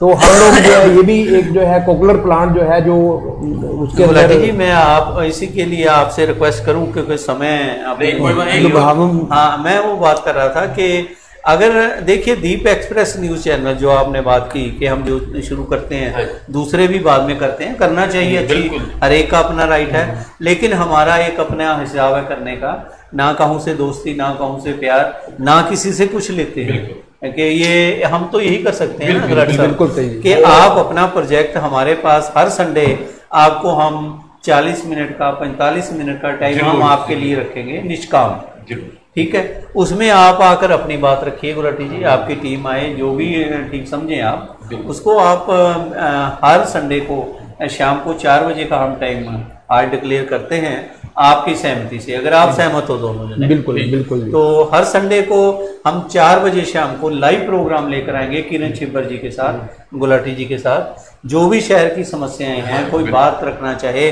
जो जैसे सरकारी ग्रांटें आती हैं वो वापस चली जाती हैं, किसी को यही नहीं पता कि डेफ एंड डब्ल्यू को भी कुछ मिल रहा है, किसी को ये नहीं पता कि तुमने दांत लवाना है तो स्पिन का जो है क्यूरेबल है। हाँ, तो ये चीजें जो है आपके जो चैनल से ही हम जो लोगों के अंदर जागरूकता आएगी, जो है आपका हमारे को साथ मिला है, तो हम नेचुरली समाज के लिए हमारे भारती जी लिख रहे हैं दीप न्यूज चैनल वालिया जी का ऐसा सोशल संस्थाओं को समाज में आगे बढ़ाने के लिए धन्यवाद, शुक्रिया भारती जी, आप लोगों के सहयोग से ही चल रहा है ये। तो अंत में आप, क्योंकि समय थोड़ा सा 1-2 मिनट में लास्ट में क्या बात करना चाहिए? मैं सिर्फ इतना ही कहना चाहूंगा कि जिन लोगों को जो समस्याएं हमने बताई हैं वो समस्याओं को आप हमारे पास लेके आए। डफ एंड डम्ब बच्चा है, स्क्विंट है, चाहे किसी बच्चे को कोई भी आंख की प्रॉब्लम है, स्कूल में हमने जो ये बच्चे जो पढ़ते हैं उनको अगर कोई भी प्रॉब्लम है आप हमारे पास आए, या दीप एक्सप्रेस चैनल से आप कांटेक्ट कीजिए, और ये हमारे को आएंगे, हमारे पास इन्फॉर्म करेंगे, और हम अगर गरीब बच्चा है तो हम उसका बिल्कुल फ्री ऑफ कॉस्ट उसका इलाज करवाएंगे। हमारी यही है भी आप इन बच्चों को इनका केयर कीजिए, इनका इलाज कीजिए, ताकि बच्चे आगे जाके कुछ बने, उससे पहले ये ना हो कि उनकी जो आंखों की प्रॉब्लम के कारण उनको कोई ज्यादा प्रॉब्लम हो। गुलट साहब, मैं आपका भी धन्यवाद, आप कुछ कहना चाहते हैं? नहीं, मैं सिर्फ आपका धन्यवाद करना चाहता हूं। मैं दीप एक्सप्रेस का बहुत बहुत धन्यवादी हूं कि उन्होंने हमें पिछले 2 हफ्तों के अंदर 2 बार टाइम दिया है, ताकि हम अपने विचार जो हैं पब्लिक के सामने रख सकें और पब्लिक के अंदर अवेकनिंग कर सकें इसके बारे में, नेत्रदान के बारे में, गुलाटी जी, डीफेमडम के बारे में। हाँ जी जी जी। तो और जो है हमारे जो संस्था है वो जो गरीब लोग हैं उनके चश्मे भी हम लोग फ्री में बनवा के देते हैं उनको, ताकि जिसको चश्मे की जरूरत है वो भी हम चश्मा भी फ्री में दे देते हैं। साहब मेन चीज वही आ जाती है छिबर साहब, मैं फिर वही रिक्वेस्ट करूंगा, आम पब्लिक को ये पता ही नहीं कि उनको ये सुविधाएं कहाँ से मिलेंगी। लोग हॉस्पिटल में चक्कर काट के आ जाते हैं, लोग पॉलिटिशियन के घरों के चक्कर काट के आ जाते हैं। मेन क्या है, मेरी नाली नहीं बनी, मेरा पानी नहीं निकल रहा, मेरे मोहल्ले में गंद नहीं उठ रहा। एक मैं किसी का नाम नहीं लूंगा जी, एक लेडीज का हमने अभी इलाज करवाया है, उसके पास आयुष्मान कार्ड है जी, उसने दिखाया हमारे को, उसका इलाज जिस भी हॉस्पिटल में जाएगी वो फ्री होगा, लेकिन उससे भी 9,000 रुपया ले लिए। बताइए फिर इनका कहाँ भला होगा। उससे हर हफ्ते 600 रुपये वो दवाई के लेते हैं हॉस्पिटल। हाँ हॉस्पिटल, सरकारी हॉस्पिटल नहीं प्राइवेट पे। अच्छा। और वो लेडीज बाहर रो रही थी, तो हमने निकल रहे थे तो हमारे पापा जी ने पूछा भी क्यों रो रही हो, कहते ये है मेरे को, मैंने 9,000 भी दे दिए और मेरी आंख की प्रॉब्लम दूर नहीं हुई, तो मेरे को अभी तक यही प्रॉब्लम है। तो लेकिन भगवान जो है वो हम उसको लेके गए, अब वो लेडीज उसका चश्मा भी बनवा दिया, सारा कुछ करवा दिया, अब वो लेडीज है बिल्कुल बहुत बढ़िया। मैं वही बात कह रहा हूँ, ये बल्कि ये चीजें जो है ना लोगों को पता ही नहीं है। लोगों में हम चैनल नाम क्या है, बहस दिखा दी, उसने मार दिया, उसने काट दिया, वहां से हो गया, ये हो गया, कुछ हटके हमने ये सोचा कि एक कम से कम एक दिन हम ऐसा रखें जिस दिन हम पब्लिक की तो बात करें, जिस पब्लिक में हम रहते हैं, जिस समाज में हम रहते हैं, उसके काम आना चाहिए, उसके कुछ हम किसी के काम आए। ये तो छिपर साहब जैसा आपने पिछली बारी बात की थी गुलाटी साहब कि आप लोग हमारा टेलीफोन नंबर यूज कर सकते हो, आप हमारे अब चैनल का दे सकते हो, आप कह सकते हो कि भाई हम आपको हर संडे 40 मिनट का प्रोग्राम आपका होगा, जो हम आज अपने, मुझे खुशी हो रही है अपने सभी श्रोताओं को, व्यूअर्स को बताते हुए देश विदेश के, कि हर संडे को 40 मिनट हमारे गुलाटी जी और हमारे छिबर जी की जो टीम है, इनकी पूरी टीम, इनके साथी अपना हर संडे आके अपनी बात रखें, पब्लिक को जागरूक करें, अलग अलग विषयों पर हम अपनी बातचीत करेंगे कि नानक दुखी है सब संसार सारा ही दुखी है, लेकिन जो नाम आधार करता है, उस प्रभु का नाम लेता है, उसके चरणों में विलीन रहता है, कुछ ना कुछ भला अगर हो जाए, आप लोगों के सहयोग से हम वो करने के लिए तैयार हैं। और मैं इसी के साथ छिपर साहब आपका, किरण छिपर जी का और कृष्ण गुलाटी जी आपका बहुत बहुत धन्यवाद करता हूँ। आप हमारा ये चैनल देखने के लिए सब्सक्राइब करें, लाइक करें। जी हाँ, दीप एक्सप्रेस न्यूज़ आपका ये ट्विटर पे भी आप देख सकते हैं, फेसबुक पे भी देख सकते हैं, आप व्हाट्सएप पे भी देख सकते हैं, आप यूट्यूब पे भी देख सकते हैं। हमारा एक ऐसा चैनल है, अगर हम बात करें हरियाणा का, जो सभी परिपक्व उस पर गवर्नमेंट के रूल्स एंड रेगुलेशन फॉलो करके आगे चल रहा है, और वो आप लोगों के ही सहयोग से हम आगे बढ़ेंगे। और अंत में मैं तेजिंदर वालिया आप सभी से इजाज़त लेता हूँ। नमस्कार। हमारे एक साथी कृष्ण सैनी जी, मैं ये रिक्वेस्ट करूंगा आप जितना जल्दी हो सके हमारे साथ कांटेक्ट करें, क्योंकि दीप एक्सप्रेस न्यूज़ चैनल आपका चैनल है। मैं ये नहीं कह रहा कि आप दीप एक्सप्रेस न्यूज़ से कांटेक्ट करें, आप मेरे से कांटेक्ट करें, आपका चैनल आपको बुला रहा है। बहुत जल्दी हम आपसे भी बातचीत करना चाहते हैं। कृष्ण सैनी जी, अगर आप धन्यवाद दे रहे हो तो आप बात भी जरूर करें। ये हमारे सूरज प्रकाश लगे, super work, SP Sharma, Ambala, Haryana. Thank you sir, आप सभी का बहुत बहुत धन्यवाद, शुक्रिया, नमस्कार। Thank you.